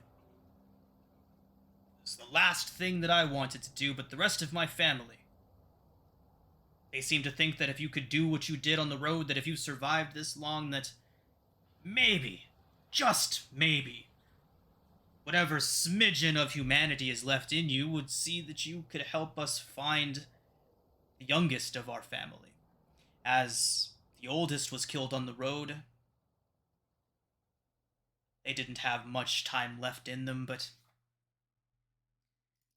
you see, the youngest among us, Arabelle, she's gone missing. We I mean- wish to present you with an opportunity to save the youngest as recompense for the life of the oldest that was lost. No. Here's the thing. You know as much as I know that the woods in any of these domains are not particularly safe. Right? He doesn't respond. So, the thing is, by this point, and I'm, unfortunately sorry to tell you this, she is likely dead from wolves. He tilts his head back. And she speaks for all of you, does she? Where was the kid last seen? By the lake. I figured. By the lake in this town? Like, Mhm. is that what he means? So, okay. So it Let's coincides. not be overly hasty. Can we huddle over here for a moment? I mean, sure. Yes. Just a moment, Mr. Martikov. He can hear from far away, so let's keep it really low. Yes. Well, we might have an opportunity to kill two birds with one stone here. What if, come morning, the Martikovs had possession of the dress instead of us? I mean, I see what you're going with this, but Yeah. Are you thinking of giving it to them and then taking it back? Or here's the big problem with that. Remember their whole situation with Kresk? I don't think they're allowed in the city. yeah. A raven squawks and lands nearby. Plus, I don't know how much I trust them. They seem a little antagonistic. I'm gonna interrupt. I'm gonna just grab a rock from the ground. Hey, buddy! Look at the raven. Beat it. Talking to the raven. It squawks and hops up and takes to the air. Okay. That was dramatic, Sam. I mean, considering that I remember some conversation about ravens being a little suspicious, I don't blame Sam. Yes, I see. Remember what the abbot said. Strahd can see through the eyes and ears of creatures of this land. Fair. However, Anyway, do we really trust them with the dress, though? Like, no, we don't want to trust them with the dress. We want them to be responsible for the dress. When it goes missing, it would be all too convenient to claim that the Martikovs stole it from us. Take care of them. We've already Are done you them saying some we're gonna wrong. frame them? We've done them So- some wrongs. Do you truly want to frame them for? that's what I'm saying. Like, well, really, I mean, are we gonna go to the abbot? We're gonna frame them for stealing their dress, while also saving their kid. Look, all I'm Like, saying is that Okay, one thing you let's take learn out- from let's hunting the take things- unnatural is that you always have a plan B. That's all. I say we take things one step at a time. Just go. We go look for the kids, and then just take it from there. Yeah, and at this point, Petra would step in. She's been quiet about this whole time, but she asks why you hate the Martikovs so much. Well, because we almost got killed saving Yes. the wine from. And have you heard how they speak to us? Like, they're absolute dicks. I don't know what to tell you. Because we left them straight. And then you hear Sam's like voice actually go to like a normal speaking voice for a bit. No. We left I'm them almost. stranded. I'm almost with Varanus on this one. I mean, now that I'm thinking about the way they approached us, they could have been, "Hey guys, good to see you again," but they decided to approach as if they were here to some kind of gang ready to jump us or something. Here's the thing, even, I have heard many tales of children going into the woods and then, having their heads kind of ripped off from a wolf. So I kind of don't want to try and save the kid, I'm not gonna lie. Look, I don't hate the Mardikovs. It's not about that. I want to not be killed by peasants or vampires in a demiplane. That's all. Look, I just don't want to deal with them. I don't care. Like, I don't want to save their kid because the wolves are kind of, You guys are acting like we're just some kind of common folk. I thought we were a little bit special. We were picked by this vampire guy, and what? We're gonna run like a bunch of pansies? I'm with Sam on this. We're not leaving the children stranded. That is where I draw my line. The Markovs, okay. If we frame them, fine. If we have to kill the Burgomaster, fine. But the children live. Fuck, I mean, honestly, I'm just gonna say screw those kids. I mean, I've heard too many stories of kids dying to wolves to, Damn, I didn't expect that from Aurelia. Jesus. like, Honestly, I think Aurelia's been too callous from Sam's point of view. Like Aurelia's seen some shit and more, and Sam's just like, Like, maybe from Bella, but I didn't expect Aurelia's point of view to be fuck the kids. kids. Look, Aurelia trust only me. has one direction, and it's forward. No side, anything. Look, here's the thing. I've heard too many sad stories about kids, to want to save them. I don't know what to tell you. Then how about we make one less sad story? Look, I'm fine investigating the children. I'm concerned about what happens when the Burgomeister realizes that we made off with his priceless dress. The Burgomeister, I'll remind you, holds an iron fist over this entire city. And who we gotta will make certainly... We gotta make sure Aurelia doesn't stop concentrating. Yes, and, well, we tend to think pretty quickly on our feet. It's gotten us this far. Why not deal with it as it occurs? It may not occur at all. We may be able to get away with no problems. Look, all I'm saying is, let's just drop this dress off first in Kresk, and then No. we see. You can't. It's are you too kidding much me? time. Like you said, the wolves, you've heard stories of many children. Yeah, I mean, she's probably dead. I hate to tell you this, already, Bolivar, but she's maybe. dead. I don't know what to tell you.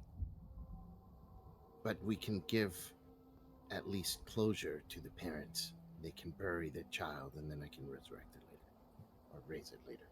But nonetheless, the parents should know what happened. What if we could find someone that can replicate the dress? We wouldn't have to leave the city. We wouldn't have to cause a fight. So 2 of us can go down to the lakes and investigate the fate of the children. And 2 of us can try to find somebody who, provided my help, can maybe create a replica of the dress, and nobody has to become enemies, possibly, except maybe the Mardikovs. I don't know what their deal is, but... I mean, that's okay. That's fine. We can. We'll see what we can do. But I am not going out tonight to, go for a hopeless cause and see if that kid's really dead or not. So. Then why don't you peruse the town, see if you can gather information, see if you can find something about the dress, and me and perhaps Sam can go down to the lake and investigate. Okay, I mean, that's fine. I can probably figure something out. I mean, I'm pretty good with words, so. I can provide them with tools. You just need to find someone with the skill and possibly the dress material. Yeah. That fall under disguise kit proficiency. I do.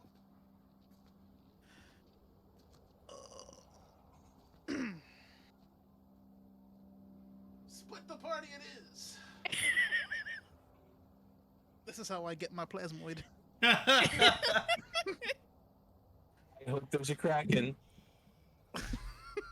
Oh my god. Come on, DM, hit me with your best shot. Yeah, I'm sorry. I am treading in new territory right now. Like, We're in the most chaotic Curse of Strahd campaign that has ever happened. Oh my god. Oh my god. I hope you guys on YouTube are enjoying this. Every time we go, he's like, oh, hold on, I gotta figure out where we're going with this. DM's actively buying new maps and just placing them like, okay, this is gonna happen here, here, here. Just get the whole town ready. That is not even a joke.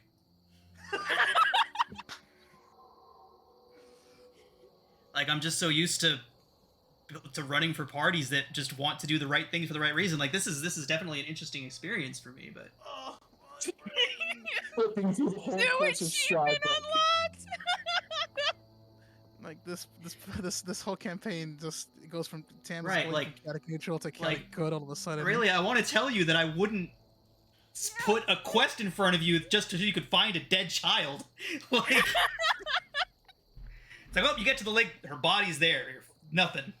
Like, How did we get to Ravnica? Oh my god. Strahd says that I'm just as confused as you. right? Here's a scream down an alley. It's like, They're probably dead thought already. I brought heroes here. Apparently, I brought allies.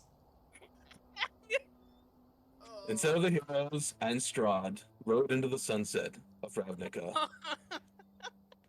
on giant lizards, Oh my Right. and the people of Hold- Barovia lived. Holding hands with Strahd, and the people of Barovia lived tortured and unhappily ever after. Yeah. Okay, sorry. It is No, it's very good. new for me to be running for a party that does not want to do the good things, but I will get used to it, and I will. Sorry, no more bias, no more breaking of the fourth wall. You all just do what you want to do. I especially like how Sean was really trying to get us to accept the mission of the kids. Like Yeah. he dropped so many hints for it. Yeah, I'm just like, And oh, we she's I could probably tell dead. like we wouldn't Look, bite, and I It was feel just like at so first you were like- confusing for me. Just like, why don't they want to save the children? yeah, I see myself when I DM like that happens sometimes. Like I bet at first you're like maybe they didn't quite get it. Yeah. That it's a mission, but then after like several hints, you're like, okay, they're clearly not Yeah. interested at all. It's not even that. Like I said, Veronis has no problem saving the children. He was just concerned about that we only have 8 hours before, as far as he's concerned, shit hits the fan. Yeah, this is interesting. It's just very Oh. different for me. Like, because you all aren't being evil. You're just Yeah. not taking the opportunities to be good. Like, I feel like Barovia kind of invites the dark yeah, pragmatism. it certainly does. Certainly does. Oh my god. Split the party. All right, so a couple of you are staying in town to do what while the other two head to the lake? I was gonna see if there was like information of potentially making a copy of a dress or, something along the lines of making a dress for the abbot's, Okay. I'm gonna say quote unquote wife. Okay. Yeah, let's go to the wasn't there a trade goods store? Yeah, the Arisec stockyard. Okay, yeah, maybe let's start there. Okay. See if there's any materials like linens or anything like that. Sorry for going meta. I apologize. Won't happen again. No, you're good. Like, I was just like so lost for a second. Like, okay, I am recollected. I am back. All right. I acknowledge the chaos. oh yeah, Right. they just we're at this point. I'm just embracing the chaos of this group, man. Like, oh my god. It's a very interesting group for sure. Yeah. Like I said, I've never run for a group that does things quite the way you all are doing things, and it's throwing me off because like by this point I feel like I've seen so much in DMing that like I wasn't used to being caught so off guard, but Just why is this group so chaotic? Why are they not doing the good thing? What is happening? okay. So to the Arisec stockyard. So what do you tell the Mardikovs before you walk away from them? Do you We'll tell them find your that child. that you're gonna go out, that you're gonna help them? Yes. Okay. We'll find your child. You wait in town. We'll come find you. I mean, they'll find them. I don't know if I'll agree Okay. with them, but Yeah. They tell you that they'll be at the Blue Water. Oh, you don't happen to have a skilled tailor among you, or no one? Dead son. Say it. Right, 'cause the I one was that thinking died. it. Yeah. Oh yeah, the guy that died totally could have made you a new dress. No. They say unfortunately no. Not they wouldn't say go so far as skilled. They have a couple people that can make them rudimentary garments and things like that, but no skilled tailors. Very well. We'll see each other again. Okay.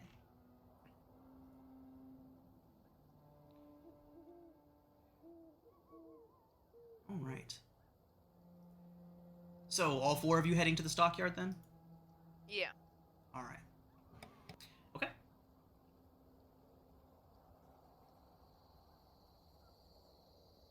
How much day do we have left, seemingly? Less than an hour of daylight.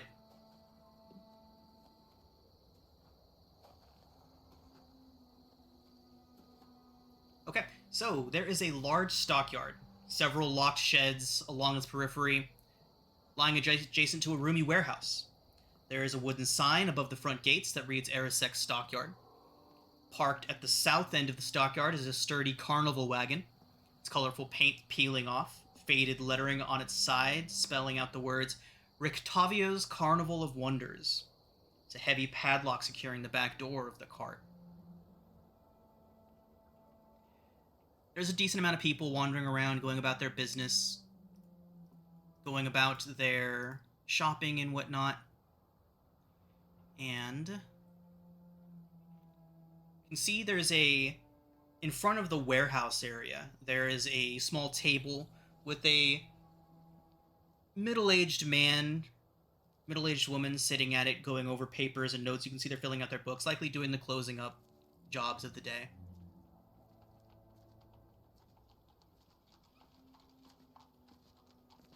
See lots of different equipment stalls and things like that throughout. Hello, greetings. The man looks up and says, "Oh, welcome, welcome. We'll be closing up for the night pretty soon here, but you're welcome to take a look around and see if there's anything that you'd like. My name is Gunther. This is Yelena. We run the Arisek Stockyard. You all don't look familiar. Not from these parts, are you?" No, we are not. And I apologize to be so impolite, but we are in a bit of a rush. Do you sell any fabrics here? We're Oh. looking to make some clothing. Yeah, we sell plenty of fabrics. What are you looking for? Wool? Perhaps Silk. some silk or lace. Silk. Last time I had silk must have been about 8-9 years ago. I haven't seen silk come through here in ages. What's close? Satin. Well, the village of Barovia has been doing pretty well lately. I could probably get some shipped in from there. No time. It would take me a few days. Linen, perhaps? We have linens, yes. Would it be possible for us to buy anything like white in linen? Yeah, we have some white linens, yes. Let's get some of those. Yes. Sell you 4 bolts for gold. It's a deal. 4 bolts, bolts of fabric. It's like a rolled up map.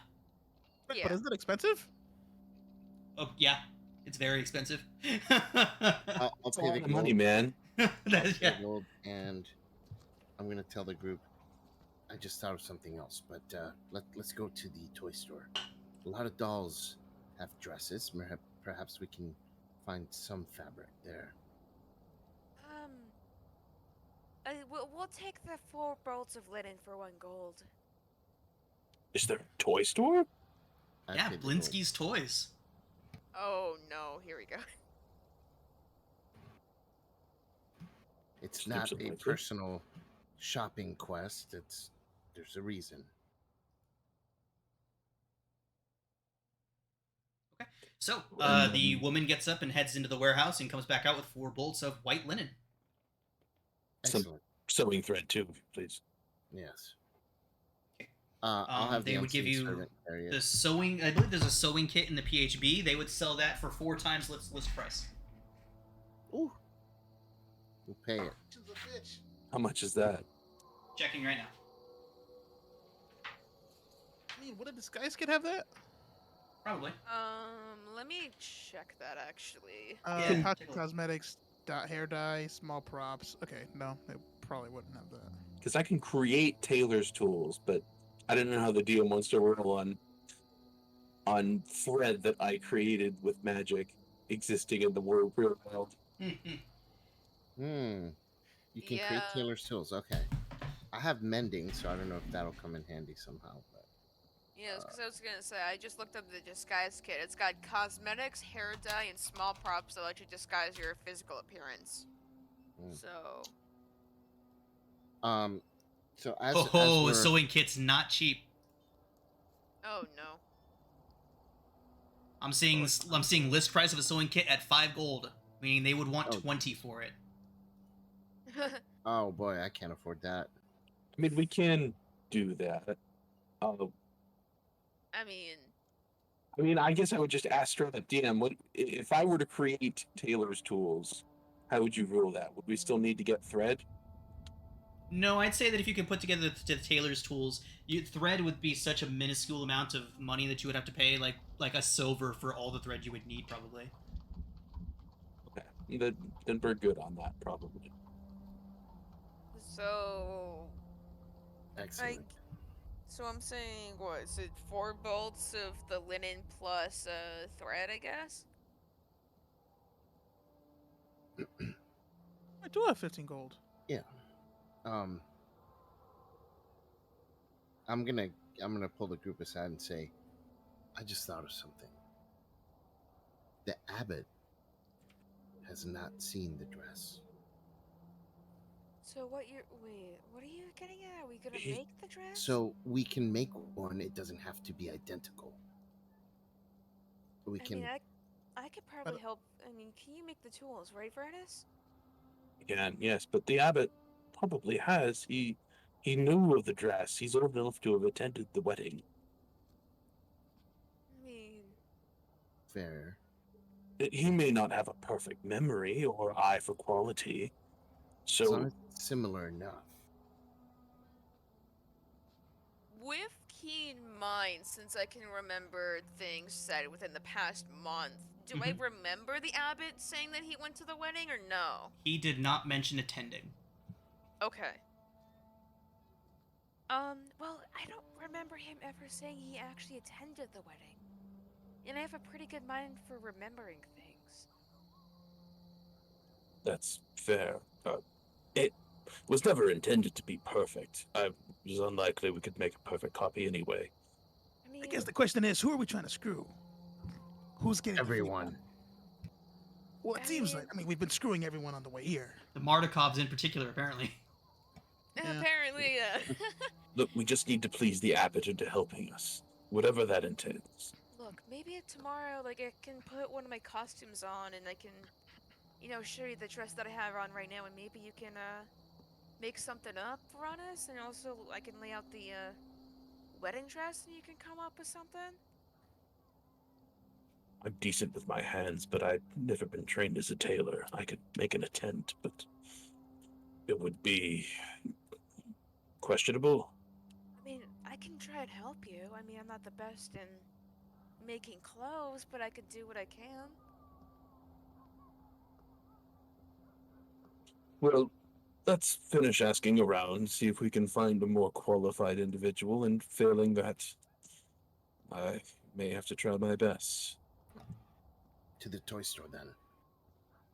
I am gonna pay for the bolts of linen and the thread while they're, Oh, I paid for the linen already. Oh, you did already? Okay. Yeah. And the unseen servant will carry it. Just really quickly, I'm going to ask them, do you have any capes? Capes, yeah, we have capes. I'll take one in my size. What in my size? 5 silver. Right. Yeah. Oh, after I shit. realized I actually do- Markup. Everything's Oh. marked up here. Sorry, it's gonna be 20 silver. My bad. All right, yeah, that's fine. Now I realize I actually have money from So my what is that? background. Two is tens, right? It's increments of gold. 10, so 2 golds, yeah. 2 gold? Oh shit! Oh, 20 silver, damn 2 it. gold, All right. yeah. Okay. So, as you are all making your way out, you can see that Petra has made her way over to that very colorful wagon, and she's kind of standing next to it looking at it. And she turns towards you all and she says, I wonder what's in there. And when she says that, the wagon suddenly lurches as though something big has thrown itself against the inside wall. Petra yelps and jumps back. You hear the cracking of wood, the scraping of metal, and the snarl of something inhuman. Upon closer inspection, you see that the sides of the wagon are splattered with dry blood, and you also see an inscription on the wagon door frame that reads, I bring you from shadow into light. And as Petra kind of takes a few steps back, you hear Gunther, the man, shout, Oh, don't mind that. That wandering carnivalman Rotavio pays us to keep it here. He's assured us you can't get out of there. What is it? I don't know, but it sure is loud. Can I see this Rictavia by any chance? Yeah, he's staying up at the Blue Water. Oh, I mean, does he have like a shop that I can maybe see instead? You're looking at it. Something inside the cart roars. Sam, does your nose tell you anything? All right, am I hearing any kind Yeah. of animal? Yeah, language? make a perception check at advantage with your snoot, and then also do a nature check. Cool. 16. Nature. Ooh, I'm not good at that. 12. Okay. It is a large, a very large feline of some kind. Don't know exactly what, but a very large feline. I guess I might be close enough to where I can like kind of say something. I guess like, how you doing in there, buddy? I'll just say towards the crate. Yeah. Yeah. Responds back, hungry. Bored. They're hungry, and they need some entertainment. Gunther shouts back, Oh, yeah, Rictavio should be buying like an hour or two to toss a few steaks in there for it. Are the Marakovs nearby, maybe? No, the Markovs would have left after this town square. Likely back to the Blue Water. Too bad. They can provide food and entertainment.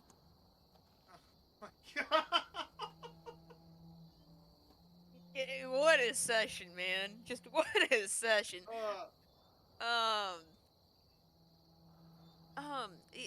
Resist. I am gonna. No, how about you guys go ahead to the toy shop? I'm gonna maybe wait here and kind of see if I can entertain the feline myself. As you wish.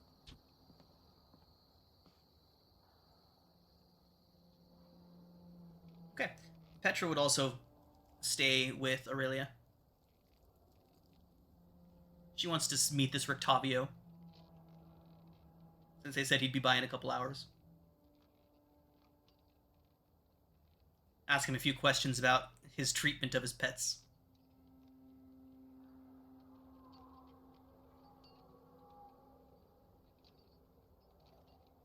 So, with Aurelia and Petra staying behind at the Arisek stockyard, are the rest of you heading to Blinsky's? Yeah. Just kind of on the way there, like you said, there are guards around, hooded Yeah. figures. Yeah. Just like to carouse a couple of them and see if I can get any information on the missing children. Okay. Yeah. So, asking the first one, he would say that... Yeah, so he would say that the Burgomaster has told him that it's nothing to worry about, that they'll probably be back. Maybe they're just all playing a game somewhere. It seems that the Burgomaster has not expressed to his guards his concern over the children. Seems a lot like he's trying to keep it under wraps. Like he's trying to make it seem like it's not a big deal. And so his guards have put literally zero effort into trying to find them. If that's what the first one said, then on just the next one, just one more, I would change my line of questioning to asking if there's anything dangerous around the lake that they know of. Okay. For that one, we will need a persuasion check because his initial answer is a very quick and sharp no.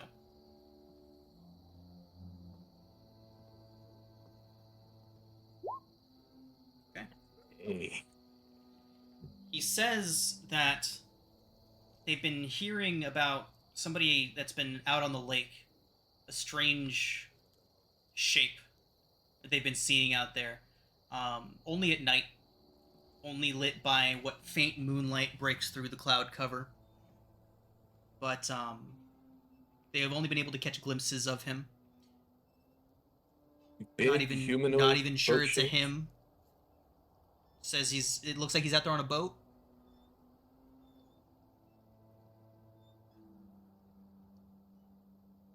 Well, Says been spooking people.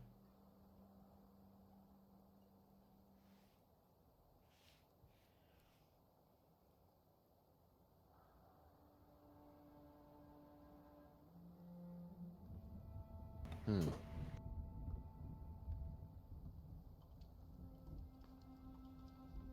All right. Continuing to Blinsky's. All right. So, Tablinski's.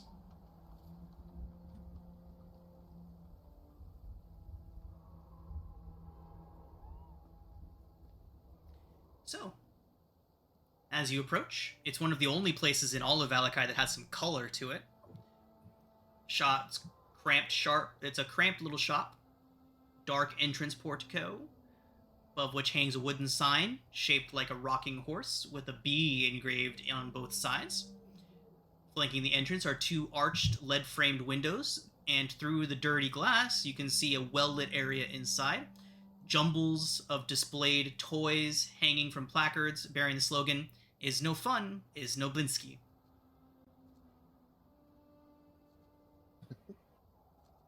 Okay. All right. Are they still open for the day? The lights are on. All right. Walking in. Okay. So a bell rings, not like your little jingle bell, like a full-on like church dong as you walk in. Looking up, you can see it's attached to the door. It's obviously designed to startle people as they walk in. And you see a man pop around. Blinsky is a heavy-set man. His skin kind of hangs low in that way that a heavier, like he's heavy, but he's obviously not eating well. That makes sense. Like his skin's kind of hanging loose. And he walks in, and you can hear him recite a well-rehearsed greeting.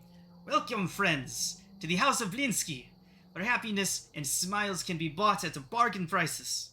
Perhaps you have little children in need of joy? A little toy for a little girl or boy?" Yes. Do you have any dolls with dresses on them? "Oh, yes. Yes, many dolls, many little dresses. This way. Excellent. See, I have become quite adept at making dolls. You see, the Izek, he has me make a new one every week. Always the same young lady. It's quite interesting, quite strange, but Blinsky no ask. Is no fun, he's no Blinsky." And he goes back and he says, "Dolls, dolls," and he makes a big sweeping gesture at a table full of dolls. Literally close to 100 of them. About 60% of them look just like Petra. Oh boy. So you don't make the dolls yourself? Oh, Blinsky makes the dolls, yes. Okay. These are very nice dolls. Thank you. We're looking to make a custom doll for a very important and nice little girl. Ah, yes, custom. And he pulls out a doll and he pops its head off. Custom. Pops the head back on. Exactly. We are already working on the the wooden body of the doll, but we need the dress made. Ah, Are you skilled at making dresses? I can make tiny dresses, yes. Well, this would be life size. Oh, It is a very big doll for a very, very special girl. oh, I see, I see. Yes, Blinsky could make large doll dress. Once Blinsky finishes his current special project, you see, special doll for a special girl or boy, and he hands it up, and its eyes and mouth are sewed shut. Oh boy. Would How- you be able to rush the process for a nominal fee? Oh yes, is his birthday? You forgot your little one's birthday. Yes, you did. Yes, yes. We did. Yes, large. Or how large? And he kind of looks around and he holds up a doll that's about 3 feet tall. Dress for a large doll, yes. It's person size. Oh, 5.5 feet tall or so. oh, I have never made dress for such large doll before.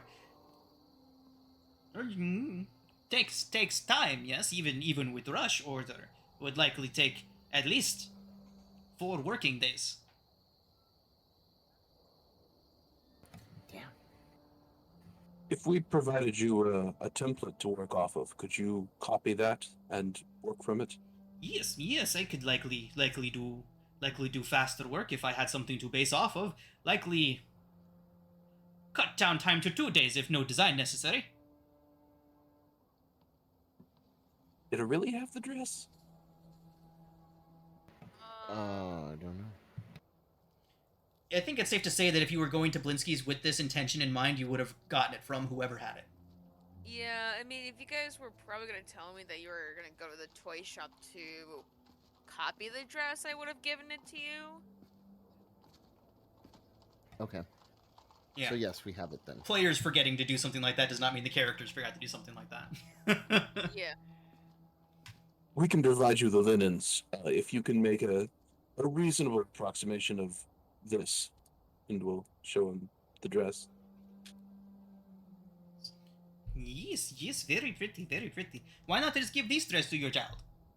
They're twins. Ah, Okay, twins! We got 2 dresses, but we lost one. It was damaged. Double the in the trouble swamp. for forgetting the dress, yes. Yes, yes. So we need it as close to this one as possible. Indeed. And then a kind of semi-serious tone. We wouldn't want any crying children in the foreseeable future. Oh, no sad little children, only happy children. Does he look forced or does he look insane? Does it You can make- look you like can a make an forced insight check. smile or does he? Okay. Go ahead and make an insight check. Okay. He doesn't seem forced. He's not like shaking at the seams like the rest of the people. He's giving you no real reason to think that he's like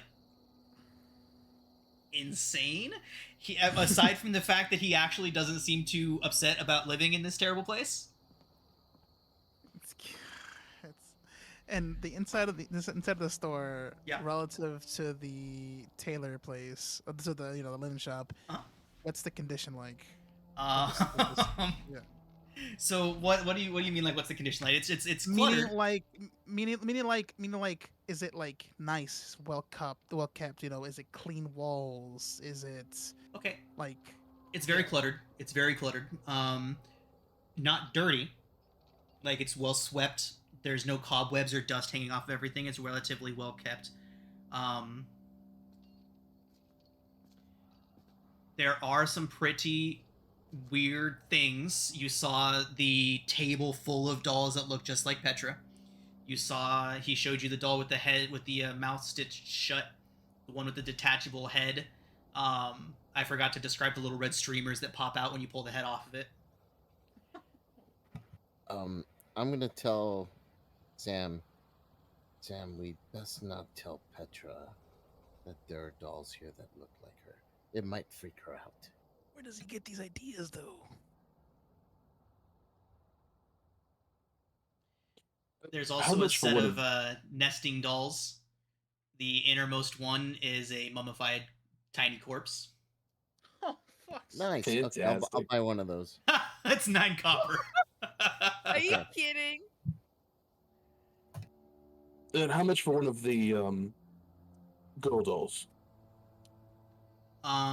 Those would be.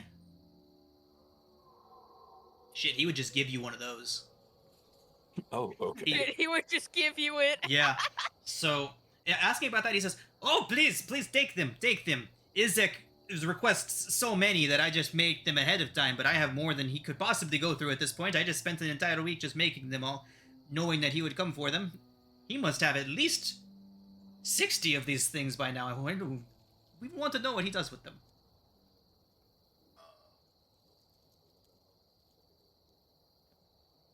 Who is this? Who is this guy anyway? Izek, you know Izek. You spent time in Velika. Yes, you are not strangers to this place. You can't miss Izek. He's got that green scaly arm. Whoa. Dude. Oh no! Oh my god. Whoa. Pause for 1 second. Wow. My apologies. I was a very sheltered kid. Um, Oh yes. You must have many of Blinsky's toys. Oh yeah, Oh. yeah. I'm gonna buy one of those Petra dolls, but I'm not gonna show it to Petra, of course. How much is the doll? He literally just lets you take it. Okay, cool. So, we have a problem.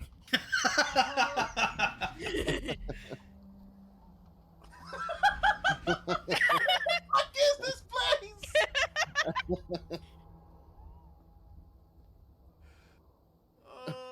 Would you like to know what other creepy toys are here? Sure. Okay. Here we go. So there is a wooden string mobile with hanging bats and the wings flap. There's a wind-up musical merry-go-round with figures of snarling wolves chasing little children. Every now and then one Oh catches my one. There is a ventriloquist dummy that looks just like Strahd. Ooh, Ooh. I don't want that. Yeah. How much for that one? The Strahd doll, he would say 9 silver. Okay, I'll go pay 9 silver. What else? do no. they- This is a magical place.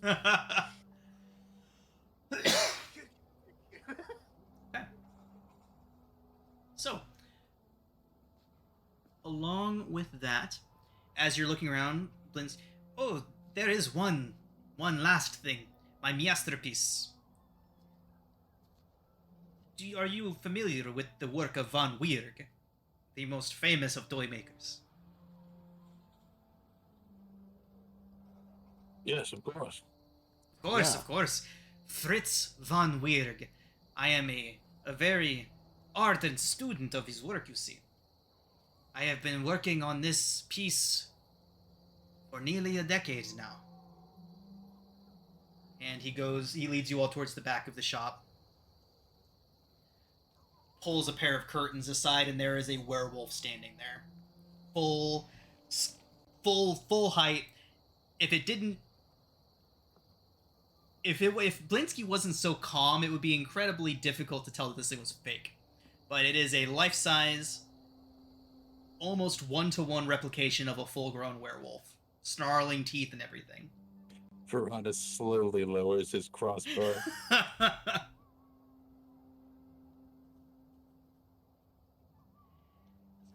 My masterpiece.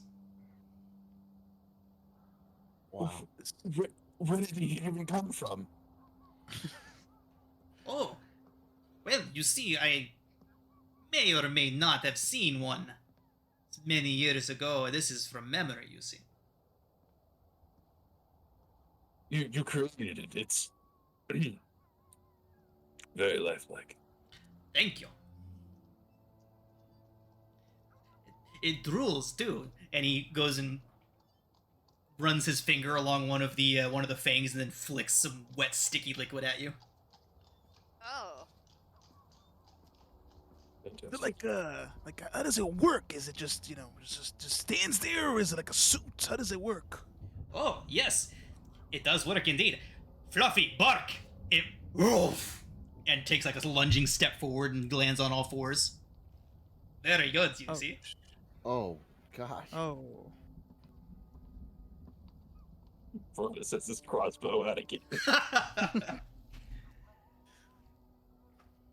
Did I hear any did I hear any sounds similar to the Steel Offender? Any metal, anything like that? You did indeed, and Varanus. Now that you've seen it move, that is an excellent point, Varanus. You would absolutely recognize it as a clockwork machine.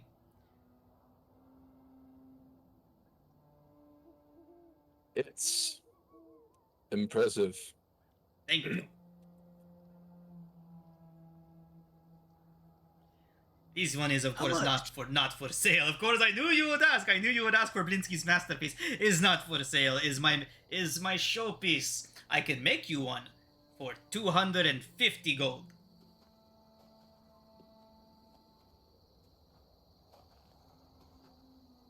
I'll think about it. Yes. Von Weirg would be very proud.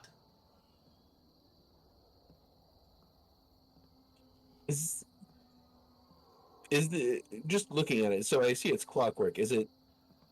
Do I get the impression it's a purely mechanical machine, or is it partially magical? Make an Arcana check. Do I smell any organic bits? Like, does it smell Make like a werewolf? make a perception check at advantage. Varanus, you've already used your sessional, right? Yes, I have. I'll give it to you. I'll give you mine. I haven't used mine yet. If you want to use it. Sure. Okay. So with the 19, yes, there has 100% been magic involved in this. And Sam, with your 11, you can tell that you smell actual musk and things like that. So Varanus, you do know that there is magic involved in this creation. You're an artificer, aren't you? Oh no, Blinsky is a humble toy maker. I require outside help in order to finish designs such as these. Luckily, Rictavio was able to help me. Where is Rictavio? I believe he stays at the Blue Water when he is not Oh, okay. tending to his cart at Erisax.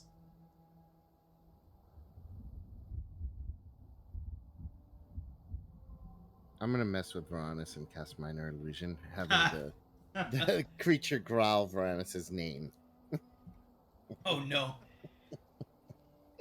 So even though Verona's crossbow is lower, I pull the trigger and it's into the floor. So as you do that, Blinsky, in the blink of an eye, has produced a spear and rammed it into the thing's chest. Oh god! Wow. He's standing there like, it spoke, yes? Should not be speaking. Well, it was gonna come clean until now. Yes, He pulls the it was spear very out and it starts strange. bleeding.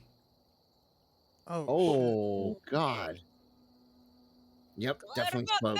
there. Definitely spoke. Is it okay? So it's bleeding. Okay, there's a difference between something that's alive that's bleeding, and something that's dead that's bleeding. Mhm. Would Sam know which kind this is? The blood is very rancid. Okay, that's. This. Huh. You said you created this. Yes. It's an actual werewolf skin. Boris. God stand it. Where did you get the werewolf skin? Where else? From a werewolf.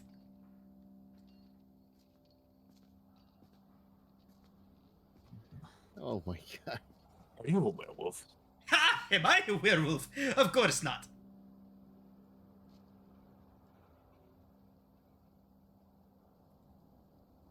He's just You know, staring at you. Bolivar, I think we have all we need. I agree. Thank you, and we'll come back and pick up the dress. It's no fun. It's no Blinsky. Yes, no fun, no Blinsky. Yes. Oh, yes, by the way, we need the copy, but we do need to return the dress in the morning. Of course, yes. I should have the design figured out within the hour. Thank you. Very good. And now we're gonna segue over to what's been going on over at the Aerosec shipyard. Um, so within about 40 minutes of the party leaving, it took them about 10, 15 minutes to get over to Blinsky's, and maybe they spent about 20, 30 minutes in there. So they'd be on their way back when this is happening.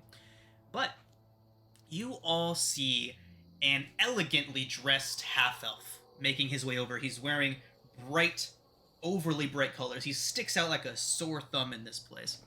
And he begins making his way over towards the Aerosec shipyard. You can notice him coming from quite a ways off, this flamboyantly dressed half-elf man. And he would make his way over to the he would start making his way over to that large cart. You see he's got a large package, like a paper wrapped package, bits of red dripping out from the bottom of it. He's whistling to himself a cheery little tune as he makes his way over there. Do you, Aurelia, make yourself known? Petra's on the other side of the cart from where he's standing currently, from where he's approaching, so she can't see him approaching. What do you do? I just kind of like look over to see him like moving over, and I just kind of not make my presence known. I just kind of make sure that Petra's all okay. So Okay, yeah. Petra is on the other side of the cart. She's kind of leaning against it, and she's got her back leaning against it, completely nonchalant about the beast inside, especially when she figured out it was just a big cat. You can see her kind of, every now and then she would like make kitty noises at it, like little clicking noises and little pss, pss, pss noises in there. Now that she knows it's a cat, she's super friendly with it. Every now and then it throws itself against the door and roars at her. Petra just does not care. But when Roctavio approaches, he would climb up on the other side, and as soon as Petra notices that somebody's messing with it, she steps back and looks up and sees that it's him, and she looks over towards you, and she's like, "Oh, that must be Roctavio." oh, hello, sir, So he would be up on top right now, and before you said anything, he's lifted off the top of the top of the cart, and he tosses the package in, and you immediately begin hearing whatever big cat is in there tearing away at it. And he's like, "Good girl, very good girl. Now I'll be back in the morning. You be good." And he closes it, and that's when you say hello, and he turns towards you. "Oh, hello. Wonderful to see you." And Petra is still like listening to the creature eating. She hasn't looked up yet. "Are you interested in large cats?" I mean, you could say that. I mean, I've been relatively interested in animals in general. I mean, not that I'm an expert or anything, but Like, oh, yes, yes, indeed. Well, I have here a saber-toothed tiger. I How bring did him you out name- every now and then with several various little spells to keep him calm and placid while I can show him around, let the kids see him. And Petra said, you hear Petra whisper under breath, "A saber-toothed tiger." She obviously loves cats.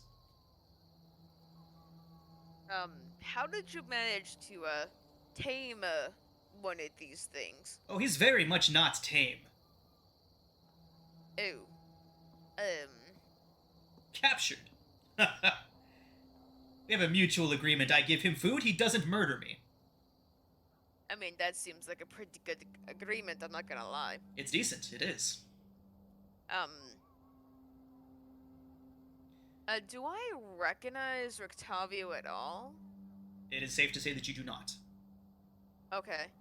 He is a half-elf, maybe in his 30s. Doesn't look like he's seen much of hardship. Smooth skin. Yeah. Gotcha. I mean, are you some, like, hunter of sorts, or are you some kind of, like, you know, tamer? Like, what exactly do you do? You could call me a hunter of sorts. You most certainly could. That is interesting that you should say that. Yes, a hunter. Interesting, because, you know, you do have quite the skill to be able to, trap some sort of kit like this and make a deal with it in terms of being able to make deals with it. Oh, absolutely. My skills are extensive. At that point, Petra would look up and say, "How old is it?" And Rictavio would look down. "Petra, what are you doing here?" His voice has changed completely. "You should not be here. Where is Esmeralda?" He hops down from the top of the thing and grabs the side of his face and pulls his whole face up, revealing a second face beneath. An old, withered-looking man with white hair. Wait, hold on. "Where is stop. Esmeralda?" he says right to Petra, who says, "Van Richten." And we're going to pick up there next week. Ah! Wow. Wow, the man himself.